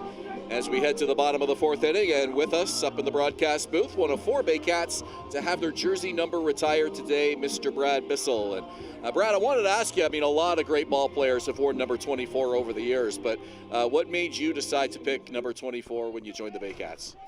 To be perfectly honest, it was because someone already had the number that I wanted. What number was that? 22. Jimmy Key was my favorite player growing up as a kid, and I always wanted to wear it. I wore it at school, and when I came here after my first year at Charleston Southern, that was the jersey that I'd wanted, and it wasn't available, so the next closest even number was 24, so came to be. So you mentioned D1 at Charleston Southern, and when you came to the IBL from there, what was the? I also asked Jeff Cowan this, because he also played D1, but what was the competition level like difference for you between college and here? It was just a much more. The players were more experienced. Like, you played against guys, you were coming against, guys who already finished their 4-year, Division I, 2 years at junior college, some professional experience depending on the players and the teams you were playing against. To be brutally honest, I just really loved it because it wasn't micromanaged the same way that Division I college baseball was. Like, they kind of trusted you to be an adult and take care of the things that you needed to take care of. Ground ball to second, Jared Lupton to first, and 2 quick outs here. And Tyler Plumpton will come to the plate. So do you remember who had 22 on the Baycats back then? That was like 2003. I don't know. I'm trying to remember who it was. It was one of the coaches. It was our pitching coach, and he wouldn't give it up to me. Yeah. Interesting. And Jimmy Key, I mean, you mentioned a pretty good pitcher there to pattern yourself after. He was just inducted into the Canadian Baseball Hall of Fame this year, which was kind of cool. I was hoping I'd get to meet him. We went down to watch that, but me and Rob Daniels, our PA announcer, but he wasn't there. Did you ever get a chance to meet him? I never got a chance to meet him. Did get a chance to watch him pitch a couple times as a kid. I just like the fact that I was never a huge strikeout pitcher. I had to control the strike zone, throw my off-speed pitches, hold runners. I just felt like it was a very similar comp, and that's why I always loved watching him pitch. It was something I could see myself doing. Well, Brad, great to have you join us. Thanks so much for checking in and saying hello, and congratulations on an exciting day, and I'm sure what's a great honor for you having your number retired. Yeah, thanks you very much. I really appreciate it. Thank you so much. Baycat legend Brad Bissell with us as the Baycats go down in inning number 4. It's still 2-0 for the Baycats through 4 innings here at Vintage Throne Stadium. You're watching Baycats TV and Rogers TV in Barrie. The only North Barrie Market, your go-to for homemade meals, catering service, and the freshest locally sourced meat. Get ready for an unforgettable barbecue experience with Barrie Best Barbecue coming soon. All at North Barrie Market, 580 Bayfield. Moving.ca. For all your moving needs for over 35 years, Moving.ca. The original 2 men who just happen to be small, who make moving stress-free. 2 small men with big hearts moving. We always have a big heart for you at Moving.ca. The Collingwood Brewery at 10 Sanford Fleming, producing delicious lagers, ales, and seltzers since 2014. The proud home of the Baycats Brew. Check out their retail shop and tap room, and select products at the LCBO, beer store, and grocery stores. Cheers, and go Baycats! From basic to cosmetic dentistry, Smiles on Essa Dental has all your dental needs covered to knock your oral health out of the park.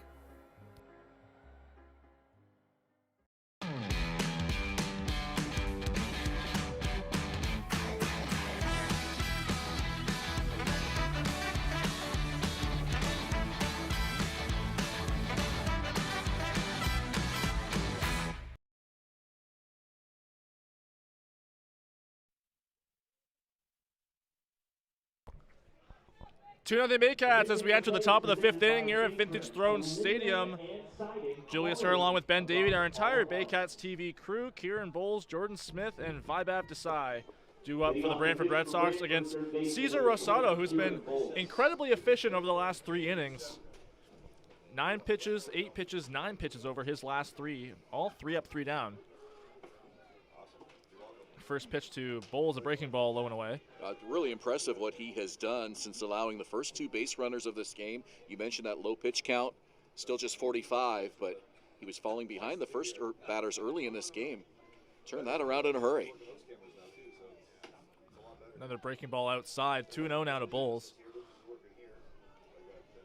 We're looking forward to chatting with Baycat legend Angus Roy, one of 4 Baycats to have their numbers retired today. Angus will be up here shortly. And Ryan Spataro as well, if you're just joining us. Yeah, we've had some great conversations with Brad Bissell just an inning ago and Jeff Cowan earlier on. Appeal down to first. Bowles did go around, so count 2-1.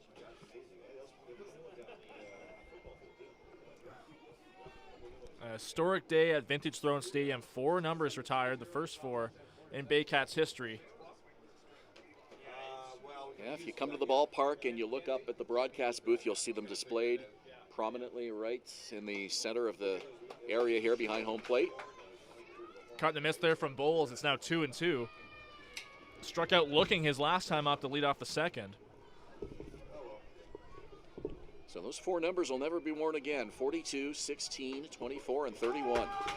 Called strike 3, another strikeout looking for Kieran Bowles. It's number 8 on the day, looks like, for Cesar Rosado. He's absolutely dealing so far in his first 4 1/3 innings. First baseman number 37, Jordan Smith. Well, the fans already have their fries from McDonald's, or they'll be able to get those after the game. What if they get 2 orders for 10 strikeouts? Oh, my. That's quite ambitious. Don't want to promise that. Another breaking ball low and away to Jordan Smith, the number 7 hitter for the Red Sox. Grounded out to short his first time up.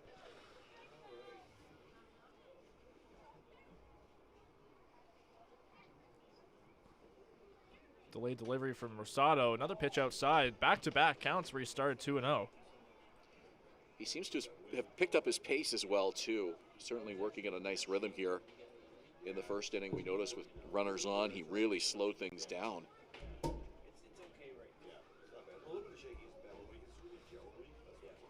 2-0 here from Rosado. Broke inside, but still off the plate, 3-0. Yeah, first time he's fallen behind 3-0 in a while. Smith played Division I ball at Grambling State before making his way to the IBL.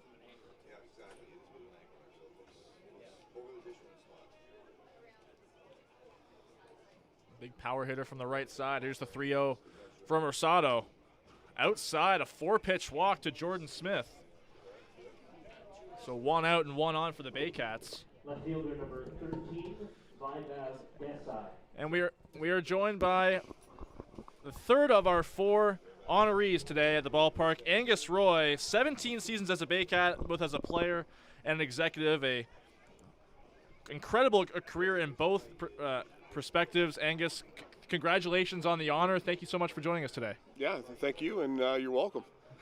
So how does it feel when you're on the field, the pregame ceremony? How did you feel knowing that your number was going to be immortalized at Vintage Throne Stadium? Well, it brings back all those good memories, right, of the relationships that you've built, the good memories both on and off the field with the people that you see around the ballpark, from the guys like Millsy and Calvert that brought us here, to the volunteers that help make this thing go on a day-to-day basis, right? Like, it just kind of brings you back to all those memories, and you have those kind of flashbacks about those things that are sticking to your head about, the 17, 18 years that I was with the organization, and it's a really good feeling.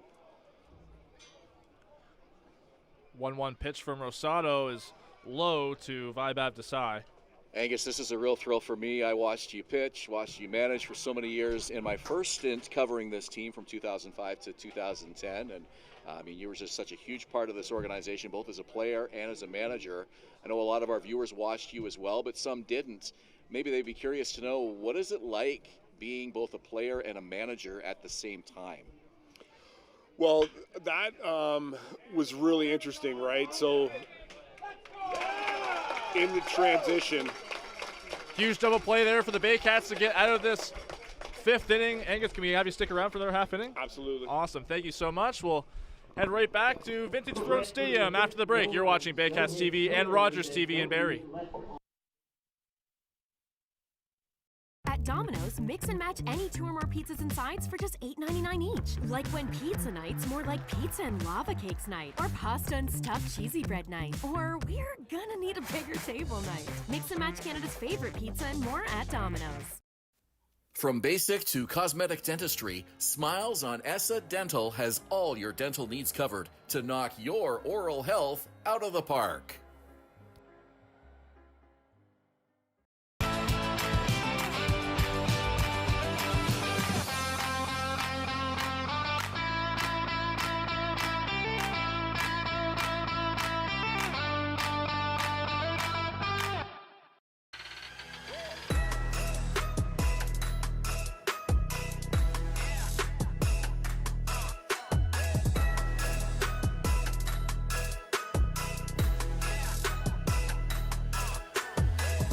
Hi, I'm Chrissy Fans from Honoree and Barrie Chrysler Dodge Jeep Ram. This year, we are the community partners of the Barrie Baycats. Community is near and dear to our hearts here at the dealerships and one of our core values, so we can support local and shop local.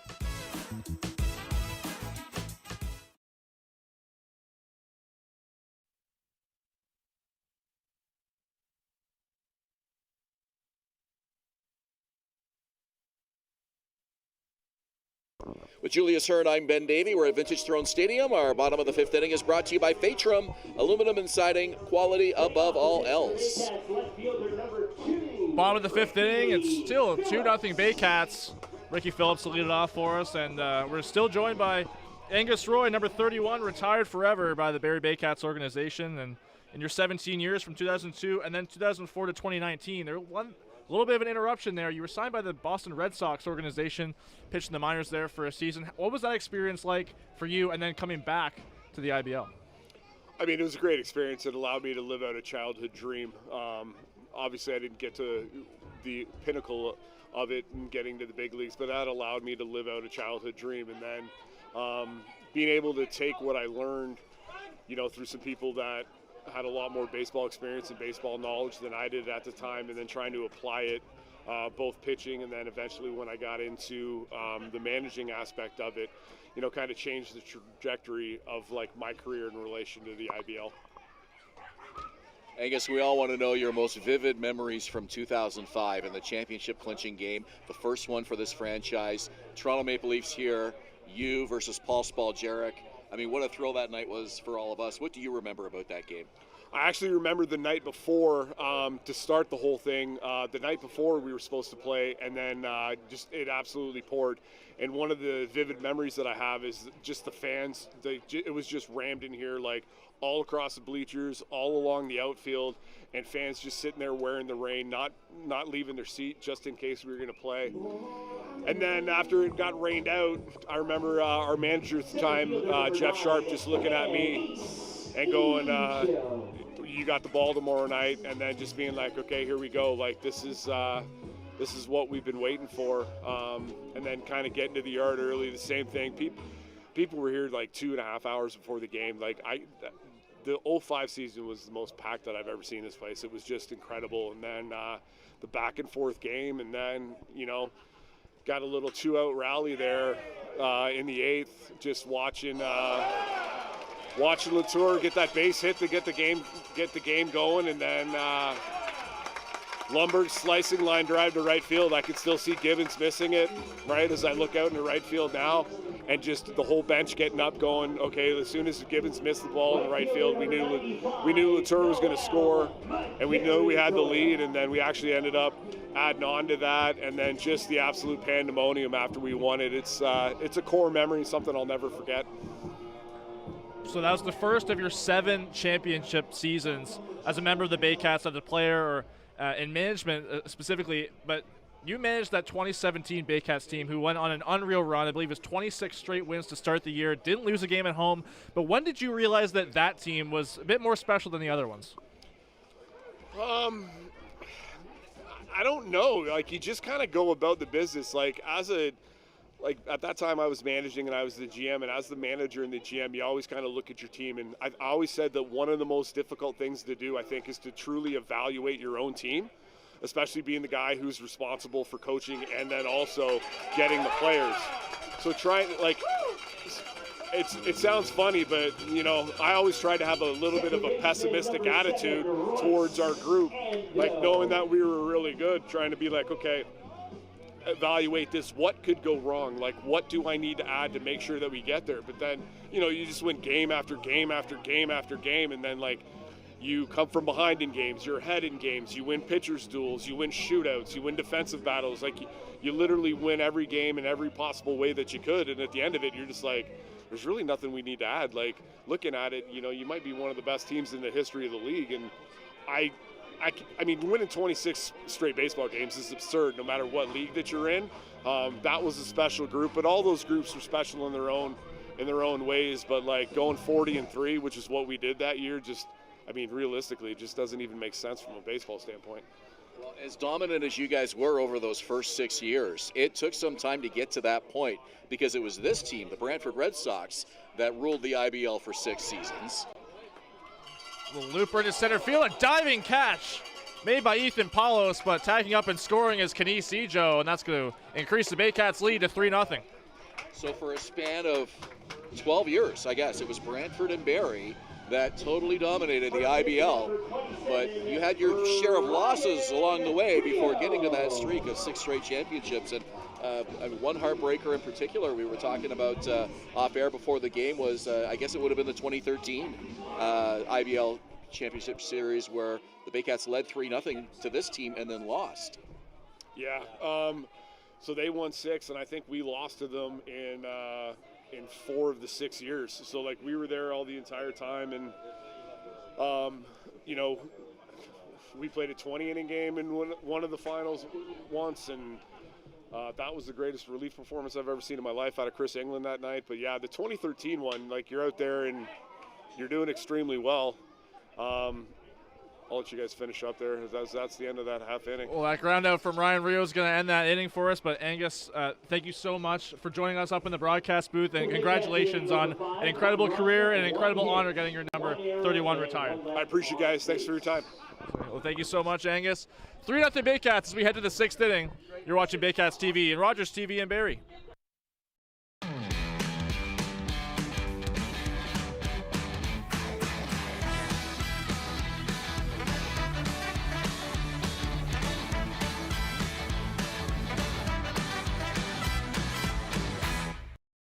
Danielle May Real Estate, supporting the Barrie Baycats and ready to help with all of your real estate questions. What is your home worth? Should you sell now or wait?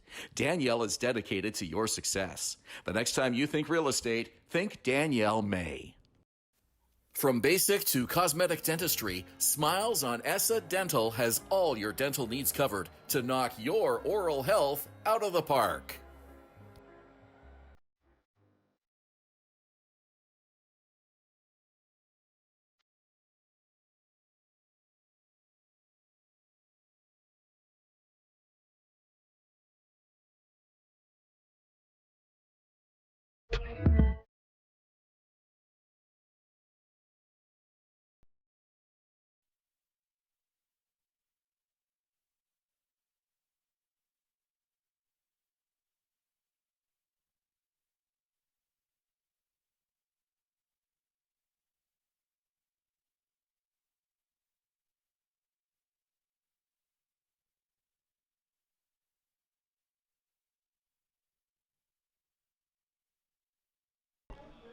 Welcome back to Vintage Throne Stadium. A 3-0 lead now for the Barrie Baycats over the Brantford Red Sox. 2 runs in the first from the Baycats on doubles from Ryan Rio and Malik Williams, and then a sacrifice fly by Roy Sando in the 5th, making the lead 3-0. We're joined by the 4th of 4 Baycats legends to have their number retired today, Mr. Ryan Spataro. Ryan, thank you so much for joining us, and congratulations on such a great honor. Thank you. 15 years was a long time, so it's nice to be back to the park and see everybody and the happy faces. Yeah, we saw you here just a few weeks ago. You threw out the first pitch as a member of the Barrie Fire. We had a fire night, so great to see you out there for that. How does it feel to have your number retired forever by this franchise? It's something you don't really think about when you're playing, but now that it's a couple years away from the game, it's definitely something you're going to cherish and enjoy. And you realize how much sweat and tears you put into this team, and now a little recognition. It is really nice, and mainly for my wife's enjoying the time because she's the one that actually sacrificed the most. Obviously, taking care of the kids when you're gone playing, you're going on road trips on a Wednesday night to Brantford and getting home at 2 a.m. So it's definitely nice getting some recognition. Ryan, you are the all-time IBL stolen base leader with 211 steals. That's incredible, given the history of the Intercounty Baseball League. When it was announced on the field before the game that you're the all-time leader, Mike Clark said that's a record that will likely never be broken. I saw Kenise Ejo's eyes light up in the Baycat dugout as he's the single-season stolen base leader. He's got a ways to go, though. I don't know how long he'll be in this league for, but 211 steals. I mean, it must have been just any time you got on base, you're looking for an opportunity to get yourself to second. Well, that was my thing. I knew as a leadoff hitter, I wasn't a big power guy, but something I learned when I played in the minors was, if you hit a single, if you steal second base, that's essentially like a double, right? So getting in scoring position, definitely with the guys that I had behind me, I knew there's a good chance I get brought in. It's something I prided myself on. I worked hard on. Later in my career, maybe not so many. I kind of pick and choose the right time. But talking with Goose, I always had that green light, which I felt was a nice little respect that he gave me, the ability to kind of take a bag whenever you wanted. Strikeout there for IMP North, number 9 on the game for Cesar Rosado. And Ryan, another thing that Mike Clark mentioned right at the end of his little speech or listing all your accomplishments was a kind of a weird one. You drove the bus for the team one fateful night. Can you just kind of walk us fateful night? Can you kind of walk us through how that whole scenario came about? Yeah, it was just we were in Kitchener for one of our playoff games, and at the time I think we had one of those. It wasn't the full coach bus. We'll go there, but like kind of that mid-size bus. I was fortunate enough. My daughter came on the bus that day, as well as Brad Bissel's son. And I guess the bus driver came down with some gallstones. Ended up leaving mid-game in Kitchener. Now it turned out like we were trying to get home. I think it was a mid-game. Guys, obviously this is a working man's league. Guys had to work the next day. I was like, well, I got my DZ. I'm like, I don't know if that's quite the qualifications, but it's pretty close. I can drive a fire truck. Why not a bus, right?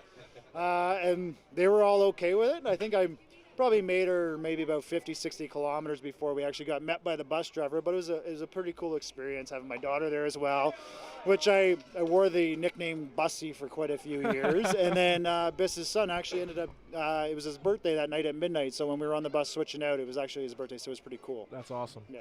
Well, I mean, Kitchener's not as far as, at least it wasn't Chatham-Kent or Ottawa. I remember there was a team in the league, the Ottawa Fat Cats, for a while.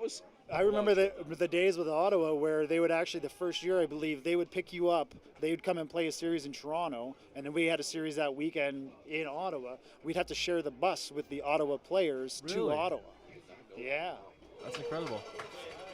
Another strikeout for Cesar Rosado, number 10, through his 5 2/3 innings. An incredible performance so far. Quietly having an incredible performance here as we're talking to these players all afternoon. Yeah, he's making his own case for some immortality in Baycats lore. But Ryan, you were voted on to the top 100 players of all time, and 3 of your contemporaries who were honored today were also voted on that list. How does it compare, having your number retired and being on that list?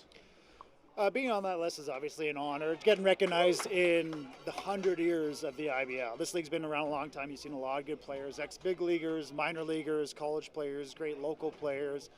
That was definitely an honor, but getting your number retired in an organization that you put a lot of time in with. And then you saw the growth. Like you said, we had the 7 championships there over my 15 years, my first year being the first one. Just being honored to have your number retired is probably, I would say, a bigger accomplishment than the top 100, especially in this organization. This organization's done so much for us. They helped me get my job here with Barrie Fire, and then just seeing my family grow over these 15 years I was here as well. So it's definitely a true honor to have your number retired.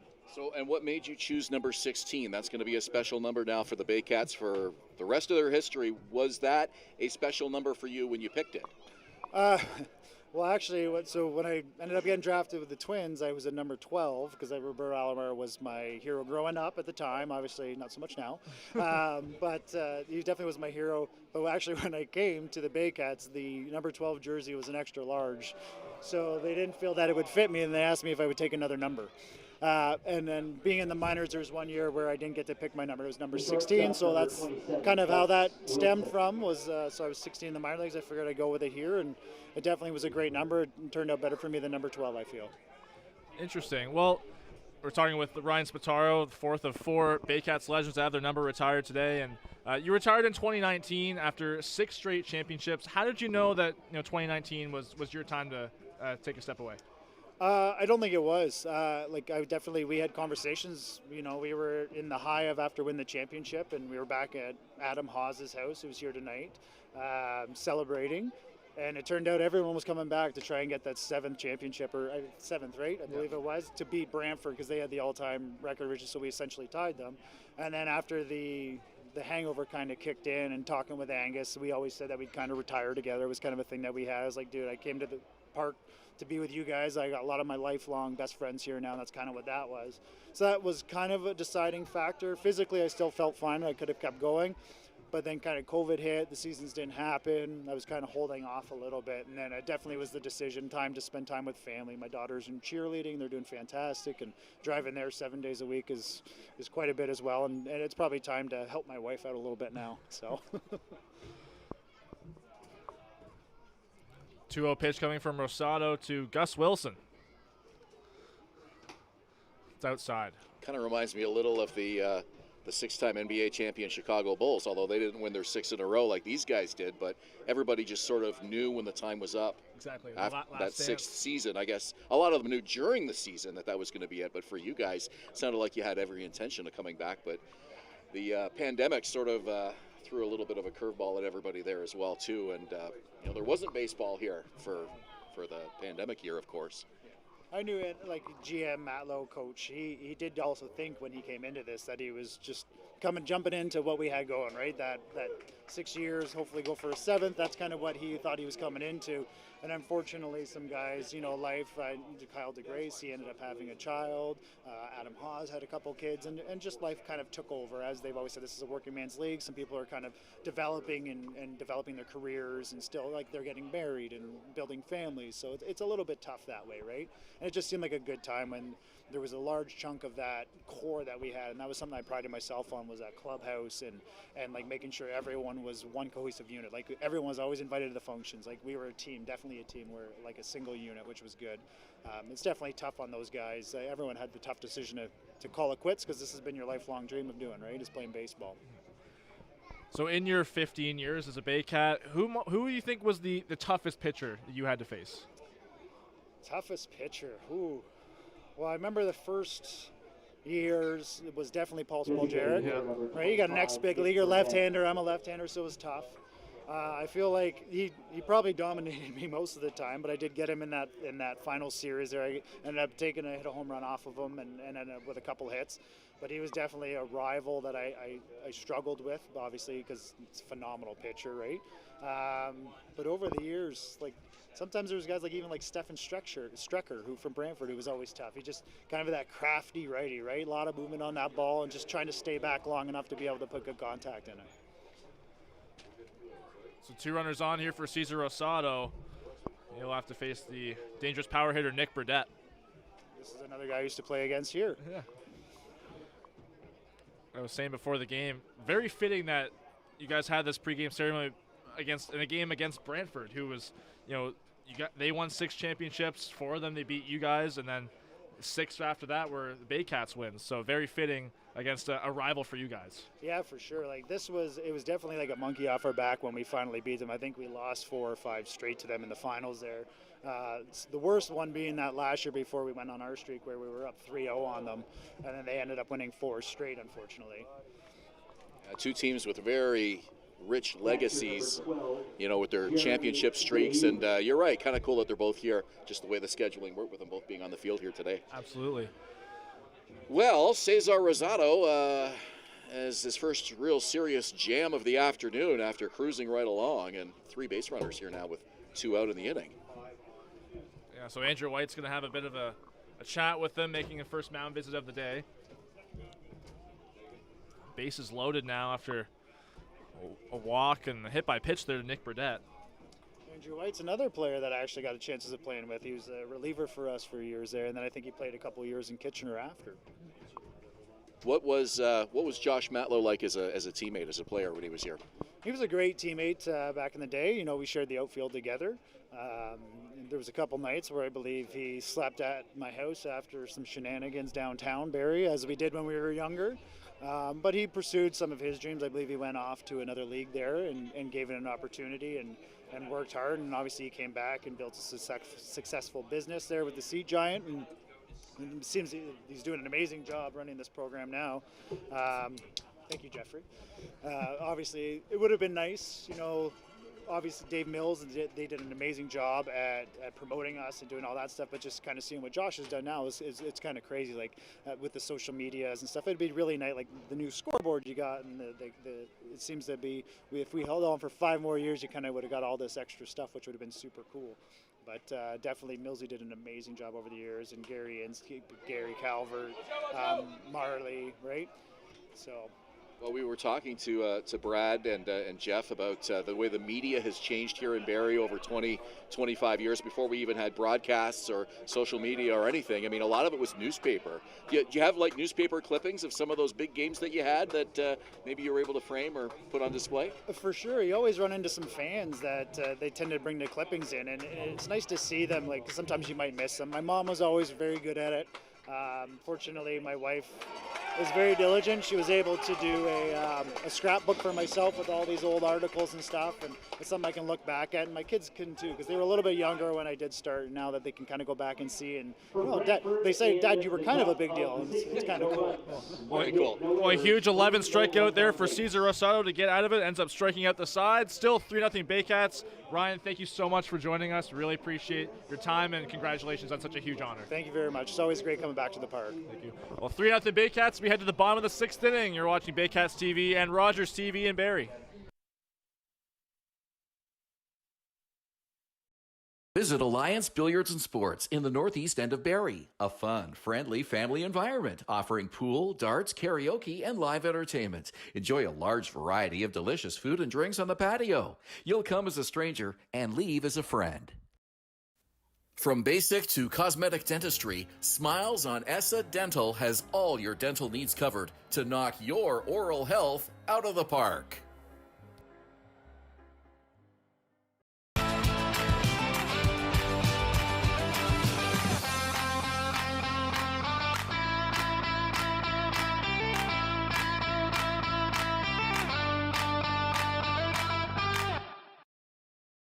BarrieToday.com. Local news, weather, Baycat scores, and more. BarrieToday.com. Your community, your news.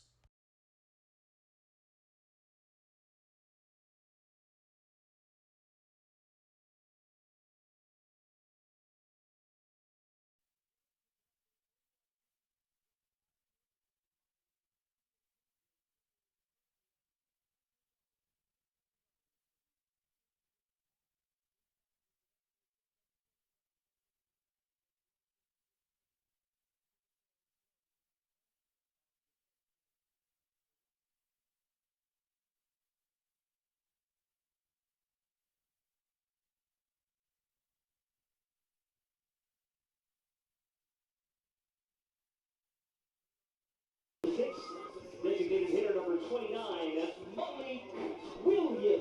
Bottom of the 7th inning at Vintage Throne Stadium. It's brought to you by Moving.ca. 2 small men with big hearts moving, making moving stress-free for over 35 years. Correction, it's the bottom of the 6th inning. The Baycats coming to bat.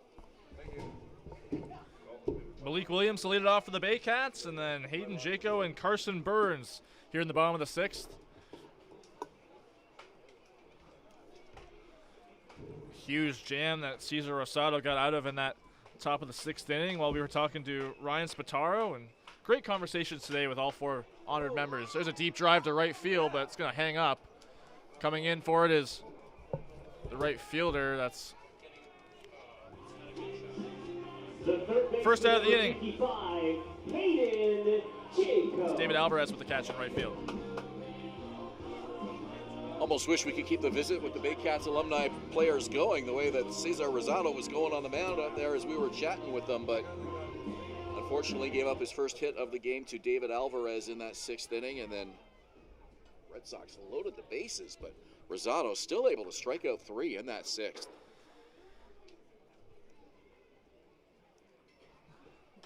First pitch to Hayden Jaco is a called strike.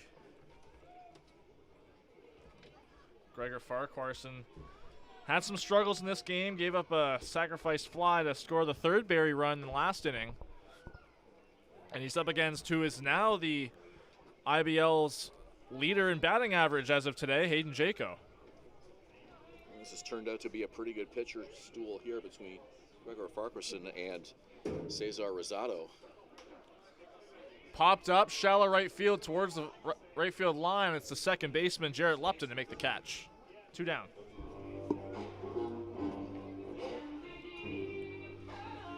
It's interesting how the 2 games here in Barrie were both low-scoring games. Looks like we might have another low-scoring game here this afternoon. But in Brantford, it was 9-8. It was back and forth, right? With lots of offense on both sides. So. Both teams had 3-run comebacks to tie it, and then Brantford walked it off, leading off the 10th. David Alvarez with that game-winning hit off of Ryan Lacasse. First pitch to Carson Burns is low. Burns 0 for 2 so far. Another guy who has experience with all 4 members that were honored today. He drives that one into left field, going back on it is Vaibhav Desai, and he can't get it. It's over his head. Up against the wall, he's going to throw it back in, and Carson Burns keeps the inning alive with a double.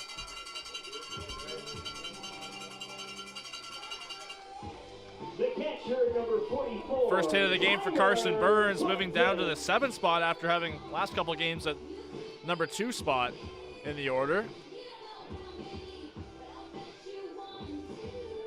Puts him in scoring position for Tyler Plumpton.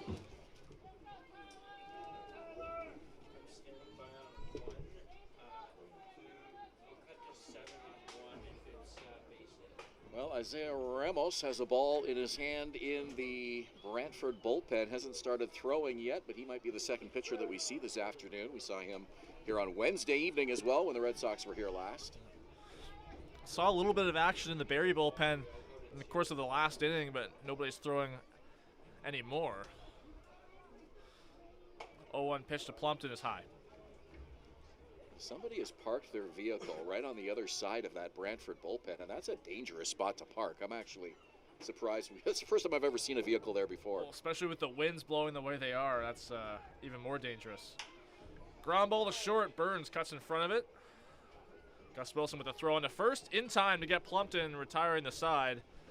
For Gregor Farquharson, still a 3-0 Baycats lead. Ben Davy is going to lead you through the rest of this ball game. As we come back in the 7th, you're watching Baycats TV and Rogers TV in Barrie. Hi, I'm Chrissy Fans from Fort Hunter Chrysler and Barrie Chrysler Dodge Jeep Ram. This year, we are the community partners of the Barrie Baycats. Community is near and dear to our hearts here at the dealerships and one of our core values, so we can support local and shop local.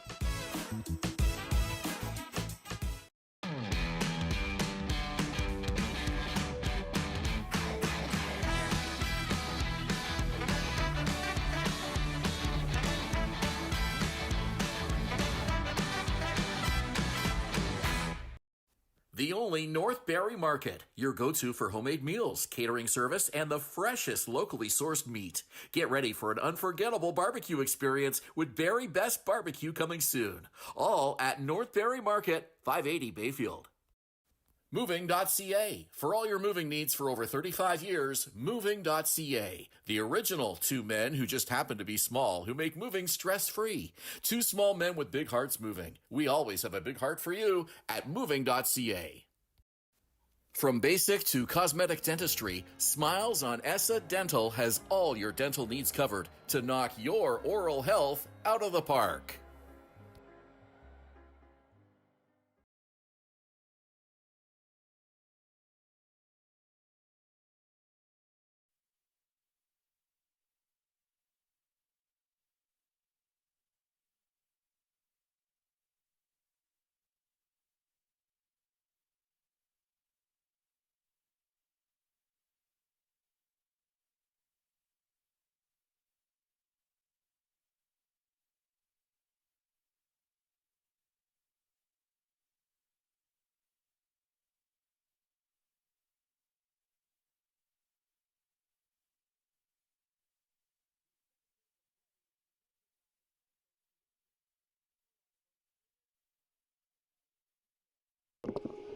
To the 7th inning at Vintage Throne Stadium. It's still a 3-0 Baycats lead as the Red Sox come to bat with Kieran Bowles, Jordan Smith, and Vaibhav Desai. Still just one hit off Baycats starter Cesar Rosado, who's back out here to work the 7th inning. Yeah, 11 strikeouts on the game, and he's only got 78 pitches, which is incredible as we're already in the 7th inning. After a walk and an error and a bit of a jam in the top of the 1st inning, he settled right down. Retired 12 in a row before walking Jordan Smith, who's on deck right now. Got a double play to get out of that jam. A couple of strikeouts. Red Sox finally got their first hit of the afternoon off him in the 6th. As this is popped up to the outfield grass, and it'll be an easy catch for the second baseman, Roy Sando. And in that 6th inning, after the Red Sox were finally able to get a base hit off of Rosado, Rosado would walk a batter, hit a batter, and then get a strikeout to get out of that jam. So some masterful pitching by the right-hander here this afternoon. It just seems like other than the strikeouts, whenever there's a ball in play, it's just an easy play for the defense. Soft contact.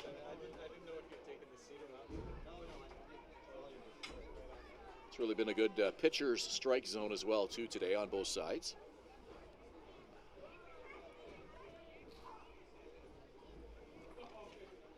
So here's Smith. Pitch is low and in.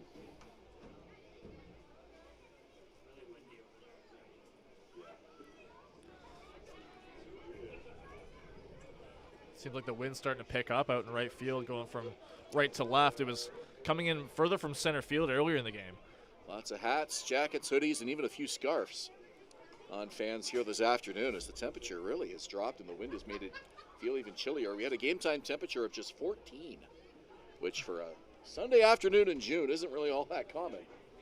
We've seen left fielder Ricky Phillips kind of wear one of those head scarves to try and keep warm throughout the entire game. Saw him bring that out in the later innings of Thursday's game against Toronto. Rosado with a fastball for a strike, and it's 3-1. Swarms of seagulls looking for those late game French fries on the metal bleachers. Reminds me a lot of Exhibition Stadium.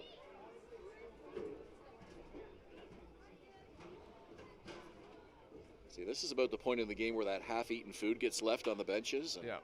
Little liner to short, an easy catch by Carson Burns, who didn't have to move an inch. 2 down in the inning, and now here's Vaibhav Desai. Left fielder number 13. Blue Jays fans will remember Exhibition Stadium, if they're my age or older, and the seagulls that used to swarm in the late innings. Who is it that caught a seagull with a ball? Was that Dave Winfield? Dave Winfield hit a seagull with a baseball. He wasn't trying to kill the thing, but he did, and I think was even taken to the police station. Yeah, because it's I think it's illegal to harm seagulls in Toronto. I never actually saw it, but my understanding was he was just trying to get it off the field.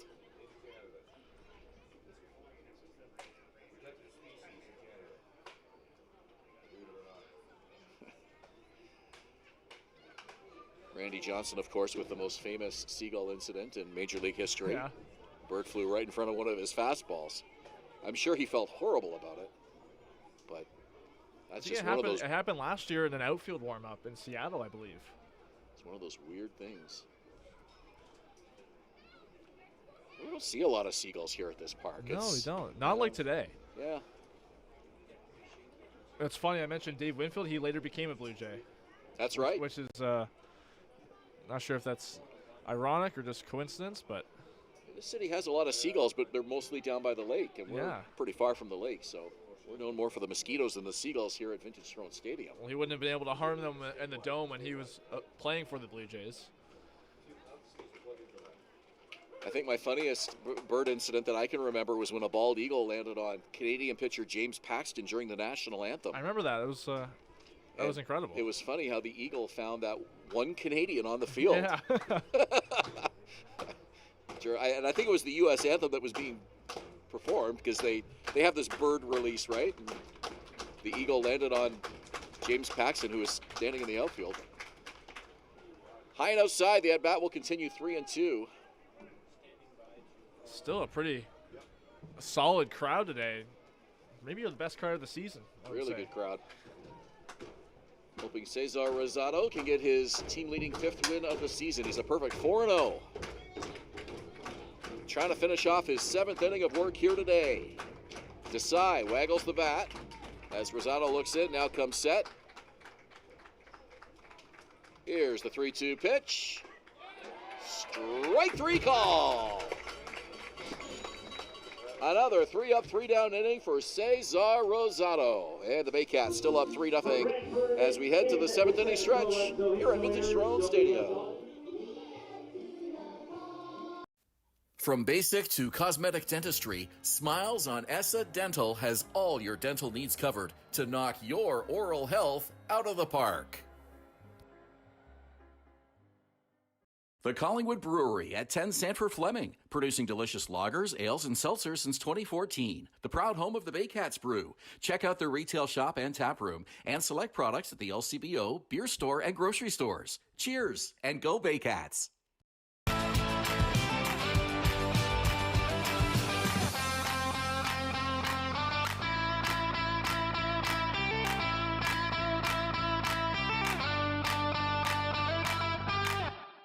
Domino's, mix and match any 2 or more pizzas and sides for just $8.99 each. Like when pizza night's more like pizza and lava cakes night, or pasta and stuffed cheesy bread night, or we're gonna need a bigger table night. Mix and match Canada's favorite pizza and more at Domino's.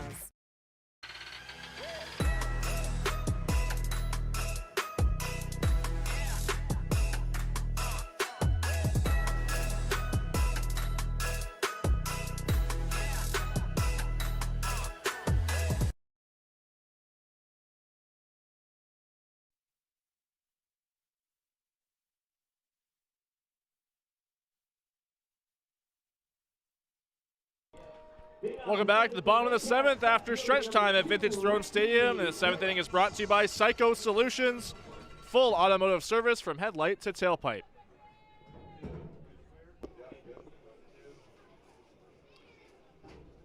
Bottom of the 7th inning, it's Ricky Phillips for the Baycats. Kinesijo, Noel McGarry Doyle to follow, a 3-0 Barrie lead here at Vintage Throne Stadium. On the ground to third, and it gets past the third baseman and into left field. Kieran Bowles tried to backhand that ball, couldn't do so cleanly. And it's a leadoff single for Phillips as he reaches base for the first time today. Center fielder number 9, Ken. Yeah, it didn't look like an easy or a difficult play there for Kieran Bowles, but I'm not sure if it took a skip on him to his right, but it gets by him right down the line. Leadoff hit for Ricky Phillips.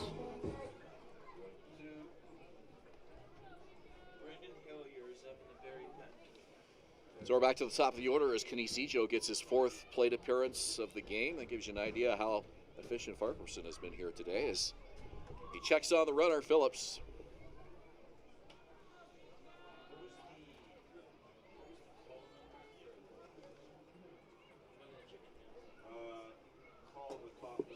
Phillips leads the Baycats in steals. A change up for a strike, and it's an 0-1 count to the leadoff man, Kinesijo. Ejo today reached on an error. He's 0 for 3.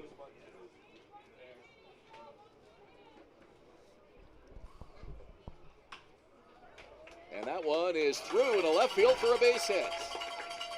Phillips will stop at second.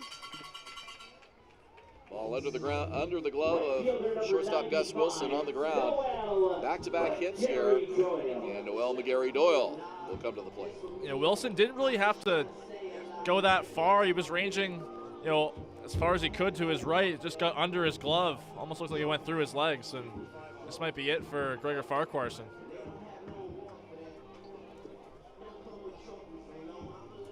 Well, it looks like manager Ken Lupton will shake the hand of Gregor Farquharson and ask for the ball. So the second pitcher of the game will come in for the Red Sox. We'll tell you about that when we return.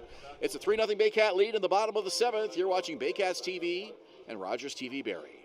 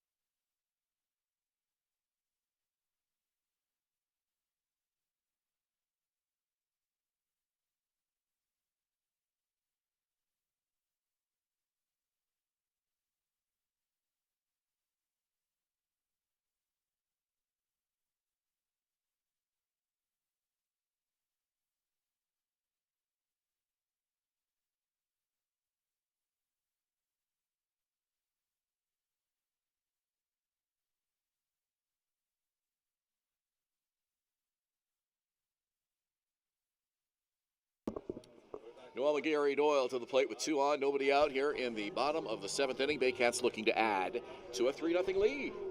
And the second pitcher of the afternoon for the Red Sox is Isaiah Ramos. Ramos, this will be his 10th appearance of the season. His last 2 were each an inning long against Barrie during this past week.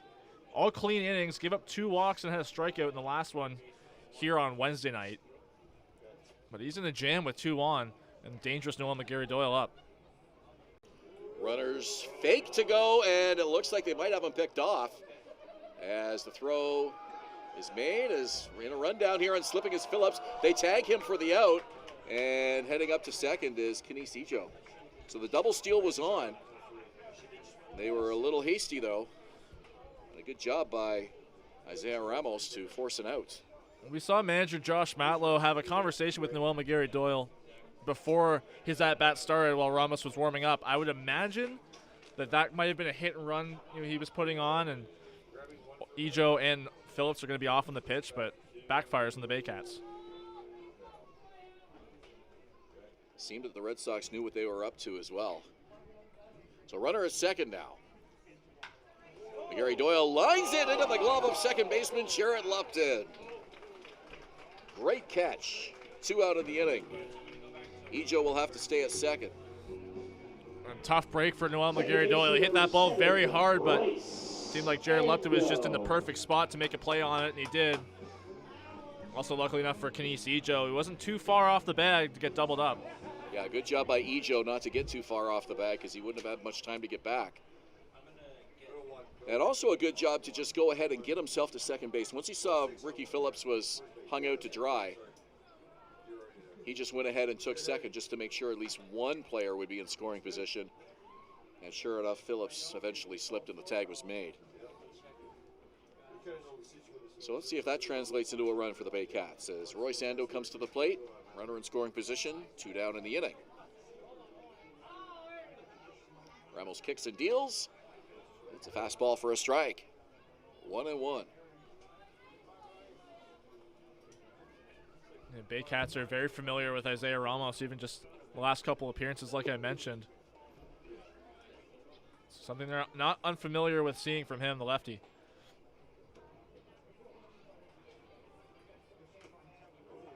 Foul tip into the glove. 1-2.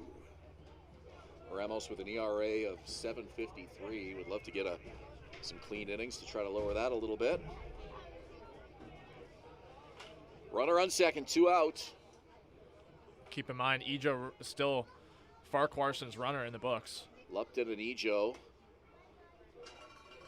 both with bluffs at second base.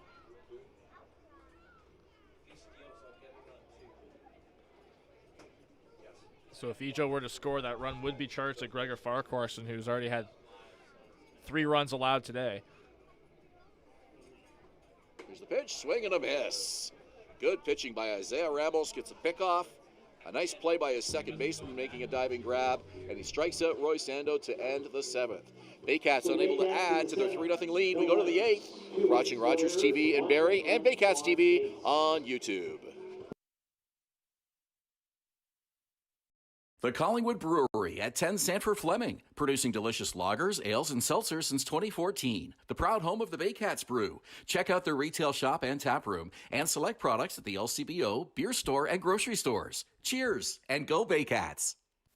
From basic to cosmetic dentistry, Smiles on Essa Dental has all your dental needs covered to knock your oral health out of the park.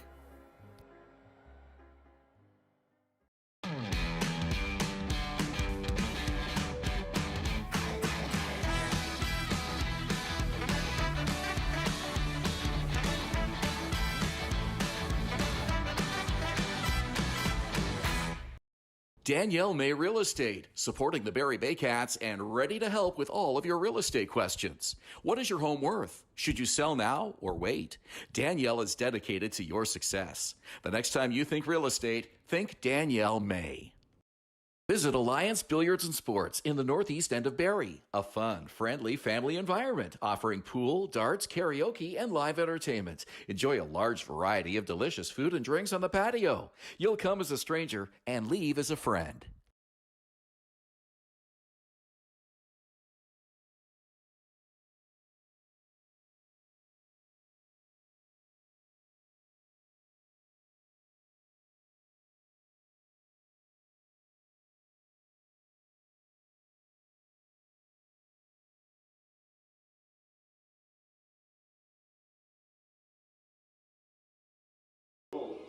how you can help, you can visit uwcincomuskoka.ca.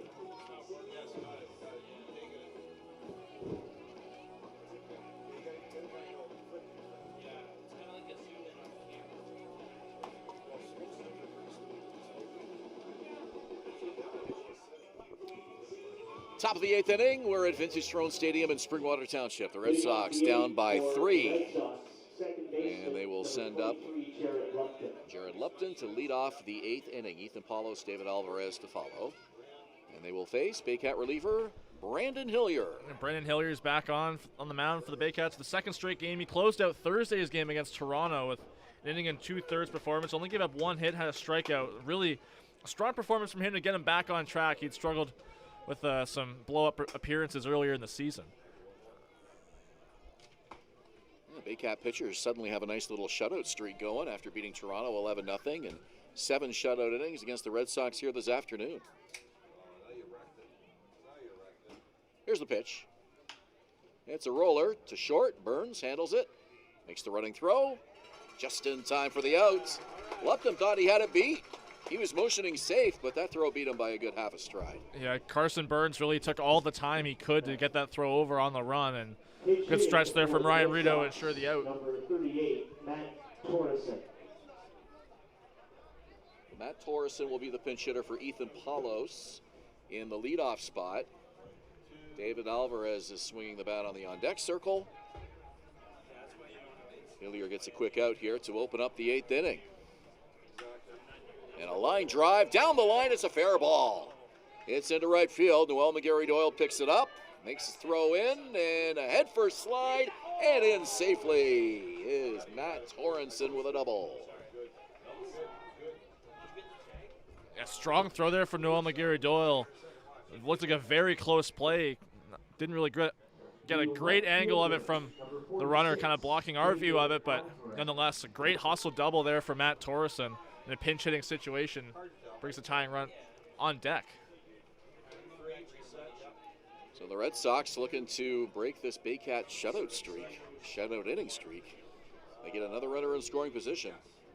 Cesar Rosado had a bases loaded jam to work out of in the 6th. This one down the third baseline. It's into left field, and they're going to send the runner home. Torreson is in to score. The throw to second, not in time. Back-to-back doubles, Matt Torreson and David Alvarez. And just like that, it's a 3-1 ball game. Noah Hull was playing really deep out there in left field. He came in defensively for Ricky Phillips. And just the reason he had to go so far in to get that ball, he had no shot at getting Torreson at the plate. And a decent enough shot at getting Alvarez at second, but the throw just got past Roy Sando at second. Ben, I think you might have jinxed it a little bit. You're giving me far too much credit as far as our ability to influence the outcome of these games, my friend. Rosario pitched well, no question. 7 shutout innings, 12 strikeouts. We were wondering what the single game Baycat record was. It was 16, thanks to Tim Clark for helping us with that stat. Angus Roy and Emilio Guerrero with 4 more than Rosado had today for the franchise single game record for strikeouts.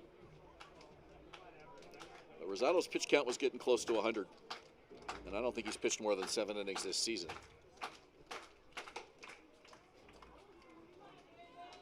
It 1-2 pitch. It didn't seem like his pitch count was going up astronomically. Yes, he had 12 strikeouts, but he was still keeping it fairly conservative, and looked like he had a shot to go back out for the 8th inning, but Josh Matlow thought otherwise.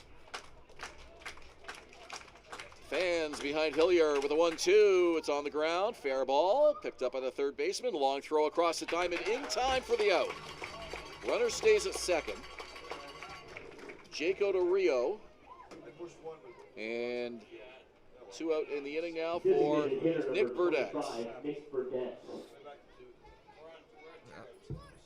Mentioned Rosado, the final line for him. 7 innings pitched, 12 strikeouts. Only gave up 1 hit, 3 walks.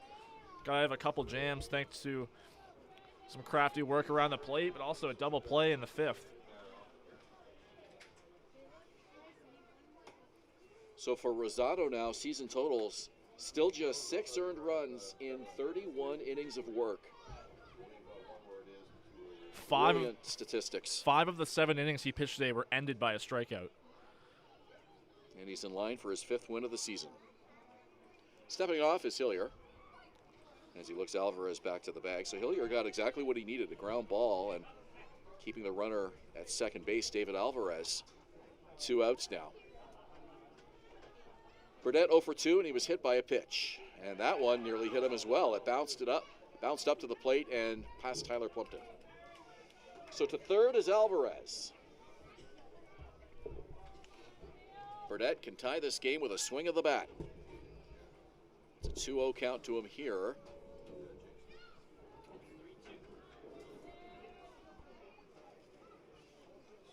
Burdett taking a little bit of time settling into the box. Looked like he might have had something in his eye. Yeah, we keep mentioning the wind. It's a huge factor today. Home run cut by Burdett. He fouls it off. He has 2 home runs this season, 13 driven in, but just 207 heading into today's game at the plate.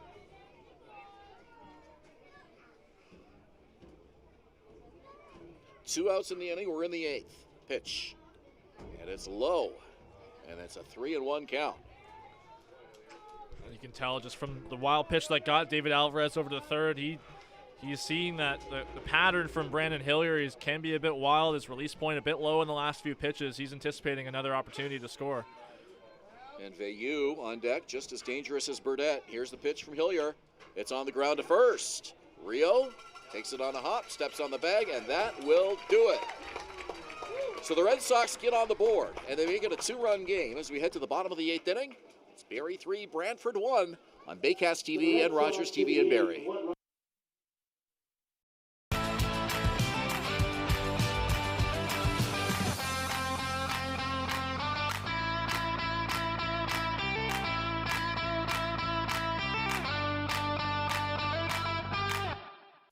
From basic to cosmetic dentistry, Smiles on Essa Dental has all your dental needs covered to knock your oral health out of the park.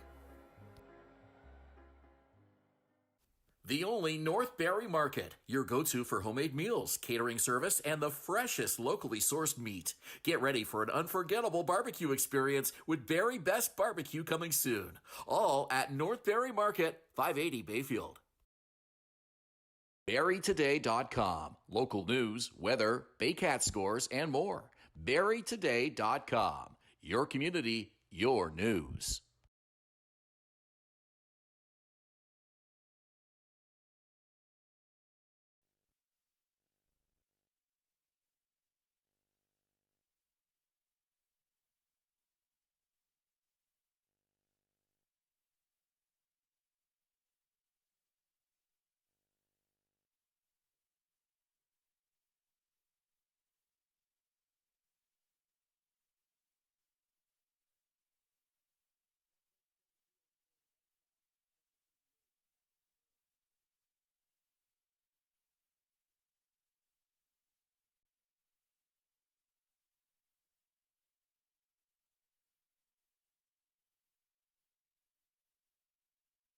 Welcome back to Vintage Throne Stadium. Now a 3-1 lead for the Barrie Baycats over the Brantford Red Sox.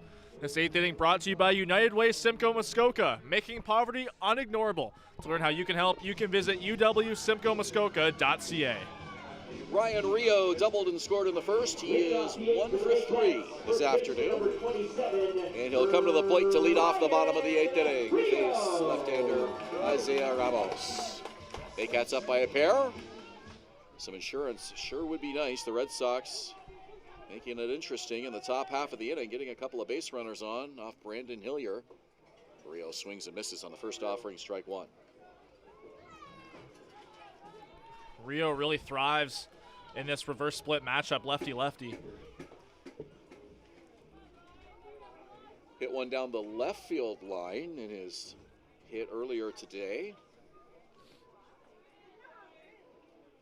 Here's the pitch, and he hits it to the right side, and it's picked up by the second baseman. Lupton to Smith, 1 away. This is Malik Williams, the DH. Number 29, Malik Williams. Don't forget the Baycats are in London tomorrow afternoon. If you're looking for a fun family road trip, they got post-game fireworks there. a 6:05 game. Get there nice and early in the afternoon and hopefully avoid that holiday Monday traffic, but beautiful way to end your long weekend in London and watch these two teams square off in the Labatt Park Canada Day Classic. And then the Baycats are back here Thursday night. Toronto Maple Leafs will be back again.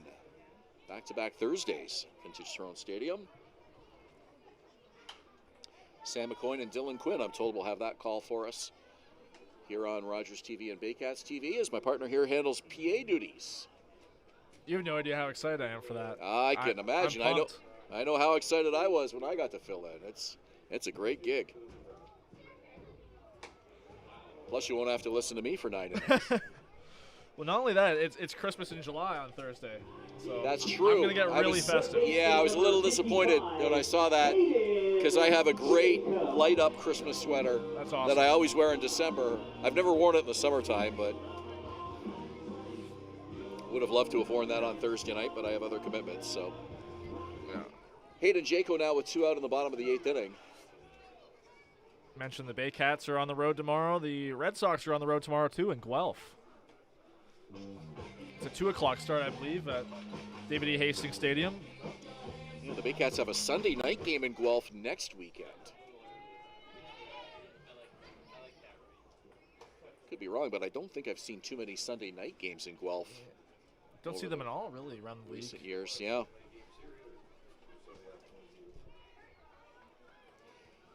Here's the pitch from Ramos, and that's a called strike. They have tried doing Sunday night games here at Vintage Throne Stadium. They don't really seem to work very well.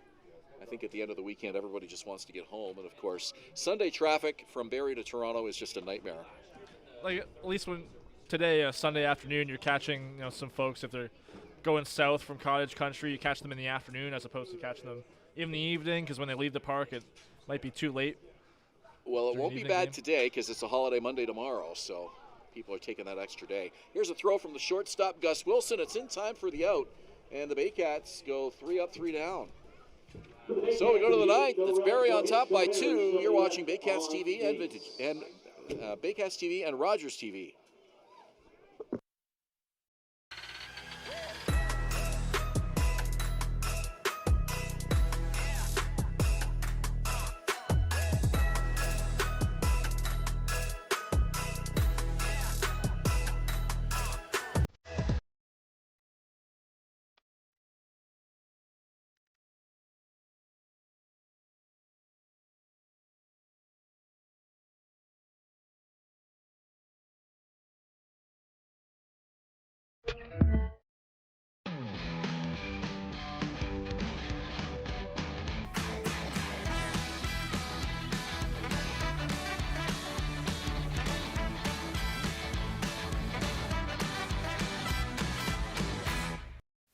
From basic to cosmetic dentistry, Smiles on Essa Dental has all your dental needs covered to knock your oral health out of the park.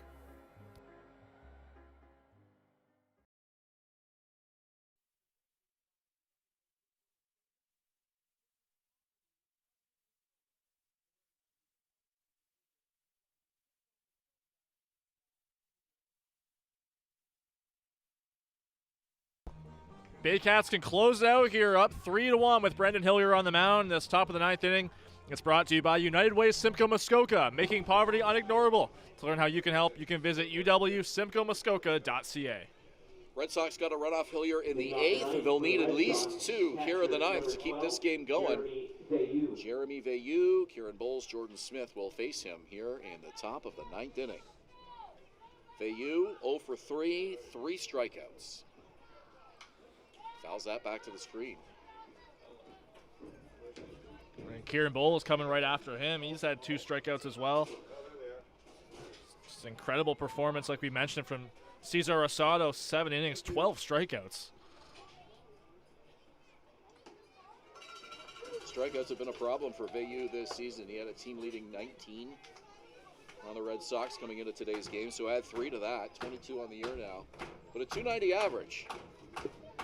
Pitch from Hillier. Just missed. Close one on the 0-2. He does not get the call. Torin Vaselnak of Chatham-Kent leads the IBL in strikeouts at 28. Not a category you want to be listed in. Outside, Hillier just missed. And it's now a 2-2 count.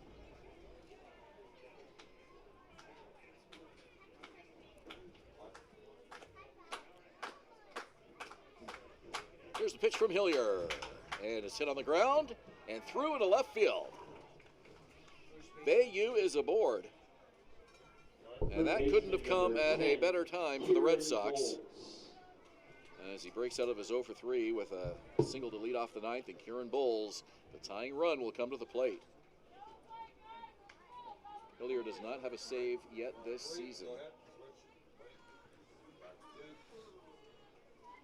Came into the game with no record, 6 innings of work, all in relief. And a 4.50 ERA. And a bunt on the infield grass. Hillier, one play, makes the throw.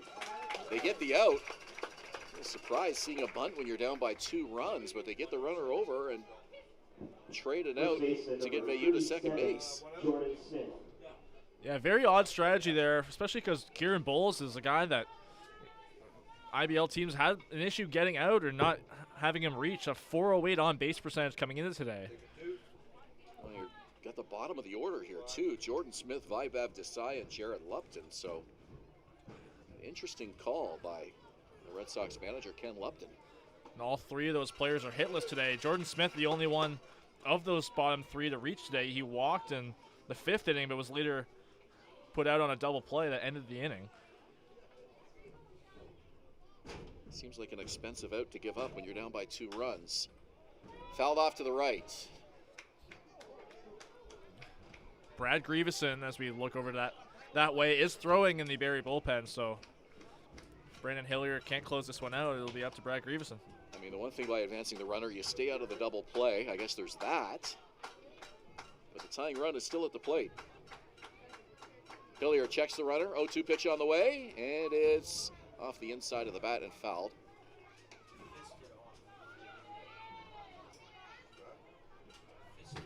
Smith today 0 for 2. He has a walk.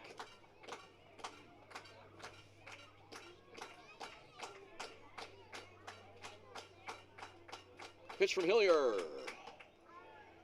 And it's up in the zone just a little bit. 1-2.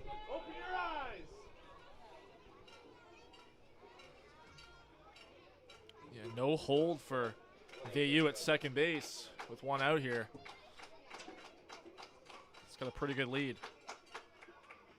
And that one bounces up to the plate. Plumpton makes the throw down to third, and a headfirst slide is in safely. Bayou 90 feet away now.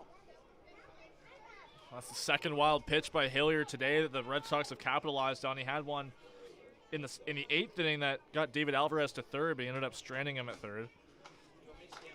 Red Sox seem very intent on getting that runner over, but again, the tying run is at the plate here. Down by 2 in the 9th inning. Here's the pitch. Missed inside. No favors from home plate umpire Chris Goen in this at-bat. Yeah, fans were audibly upset with that one. I think they were more upset even at the pitch 2 pitches prior. They were hoping they might get that one. Full count here. Pitch from Hillier. And it's fouled away again. Seems like anytime Hillier's been around the zone or, middle in on Jordan Smith, he's just been able to fight it off and keep the at-bat alive.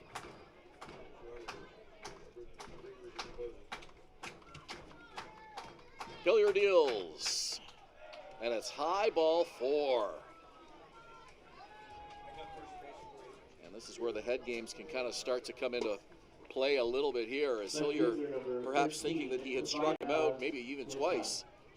Josh Matlow's going to come out for a chat. We've got the veteran right-hander Brad Grieveson firing quickly in the Baycat bullpen, and it looks like a pitching change might be in the works. Yeah, Brad Grieveson on his way out of the bullpen. Looks like that's going to be it with Graham Tebbett, the right-hander, pinch hitting, and he was just announced by Rob Daniels. Matlow having an extended conversation with Hillier, and no, he's going to leave him in. He did not take the ball. He said what he has to say, and now Brad Grieveson will turn around and head back to the bullpen. So he thought he'd been called into the game. A little miscommunication there.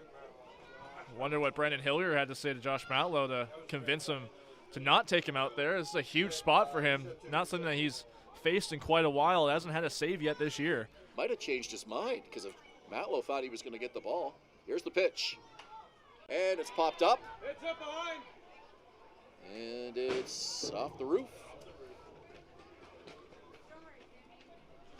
So Hillier to face Vaibhav Desai. Number 8 hitter. 2 on here for the Red Sox. Tying run at first base. He wants a double play right here. He's looking for a ground ball. It's a ground ball down the third baseline. Fair into left field. Noah Hall to pick it up. A runner comes in to score. That's Jeremy Veilleux. And that will keep the inning alive and the game alive. And the number 9 hitter, Jared Lupton, comes to the plate. And that will be Brandon Hillier's final batter of the afternoon. Yeah, here comes Brad Grieveson again. It looks like this time it's certainly going to be a pitching change, and that's it for Brandon Hillier. Hillier steps aside, and so will we in a 3-2 ball game in the top of the 9th inning. Drama here at Vintage Throne Stadium as the Baycats hand the ball to Brad Grieveson to finish this one off this afternoon. We'll step aside and be back. You're watching Baycats TV and Rogers TV in Barrie.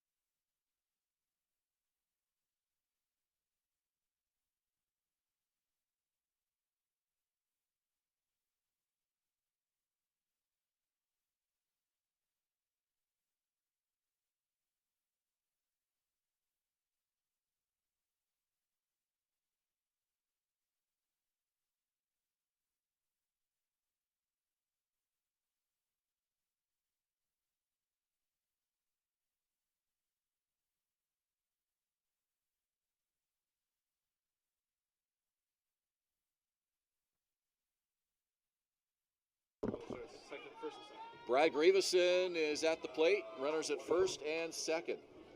1 out. Grieveson on the mound. Jared Lupton at the plate. Grieveson's last outing was Wednesday right here against the Brantford Red Sox. Had the save in that game, but other than that, his year hasn't been too impressive. 4 2/3 innings, ERA in the double digits, so a huge spot for the veteran right-hander.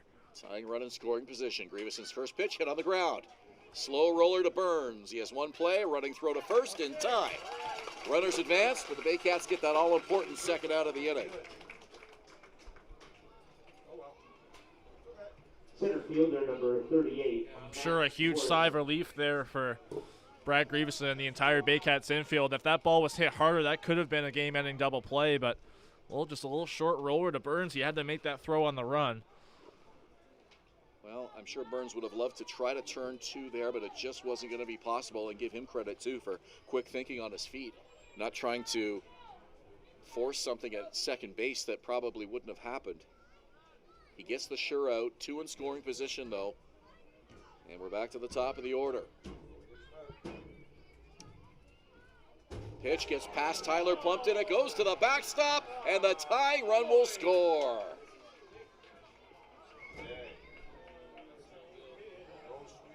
Grieveson put that one in the dirt, and Plumpton was unable to get in front of it. And Smith comes in to score. We have a 3-3 tie. Well, that's going to take Cesar Osado out of contention for his 5th win of the season. It just seems like these close games between the Red Sox and Baycats have just been a battle for both teams. The Red Sox taking advantage of some wild pitches.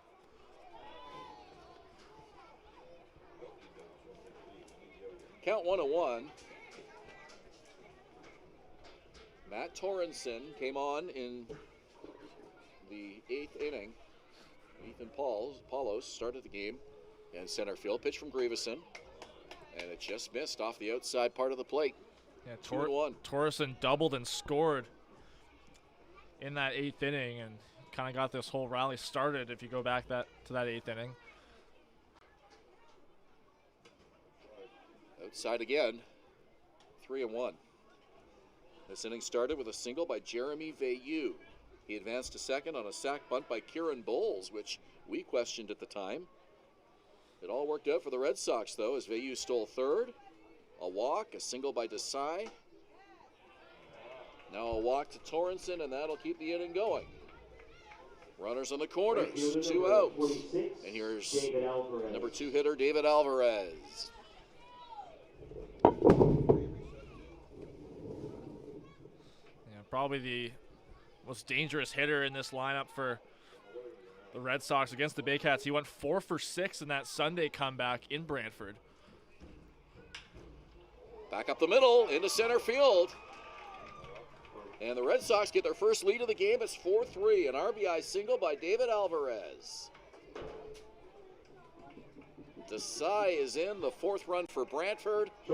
And now the Red Sox are on top. Wilson. Well, Grieveson had no chance to glove that. It was hit so hard, he had to get out of the way. Just kind of a looping changeup or curveball looked like there from Grieveson. Alvarez made that hit look easy, going right back up the middle with it.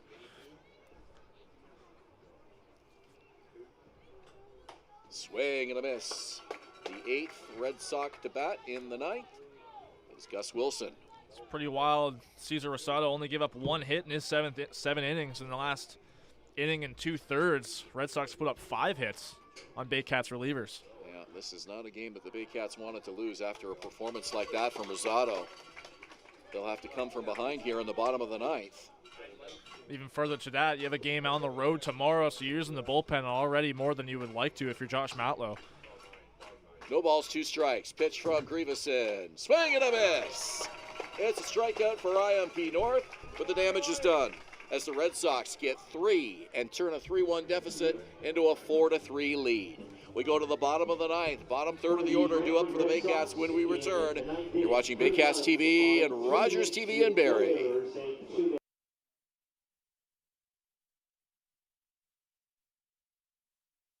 The best of the Inter-County Baseball League descend on the Rose City on July 20th as the 2023 Dominico Cup champion Welland Jackfish and Welland Stadium host the 2024 Inter-County Baseball League All-Star Showdown and Home Run Derby. From basic to cosmetic dentistry, Smiles on Essa Dental has all your dental needs covered to knock your oral health out of the park. Hi, I'm Chrissy Fans from Honoree and Barrie Baycats Jeep Ram. This year, we are the community partners of the Barrie Baycats. Community is near and dear to our hearts here at the dealerships and one of our core values, so we can support local and shop local.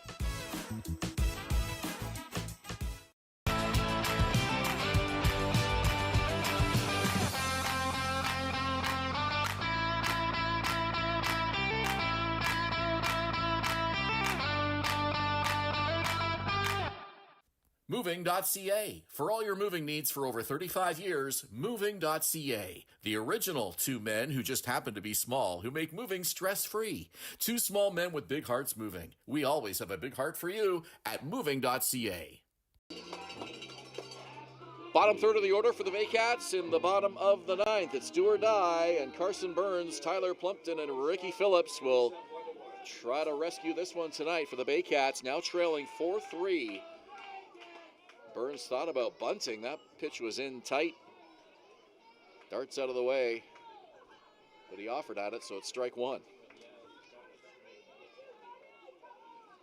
Isaiah Ramos on a relief of Gregor Farquharson, who pitched great today for the Red Sox. It was a solid pitching duel between him and Cesar Rosado. Rosado left the game on top 3-0, and Ramos has kept his team in this one. Red Sox were able to reward him with a 3-run 9th inning. Swing and a miss by Burns. A strikeout to lead off the bottom of the 9th. Not the start to the inning you want for the Baycats. It's do or die, like you said, Ben. And it's just seems like this Red Sox team, especially we saw it last Sunday in Brantford against the Baycats, just being able to come back and rally late in the game. Yeah, Red Sox definitely seemed energized by the knowledge that this team they're able to come from behind on this team in the late innings, and you're right, the second time now in a couple of weeks that they've done so. A high pop-up, shallow outfield grass, and it's the shortstop back on it. Gus Wilson, 2 away.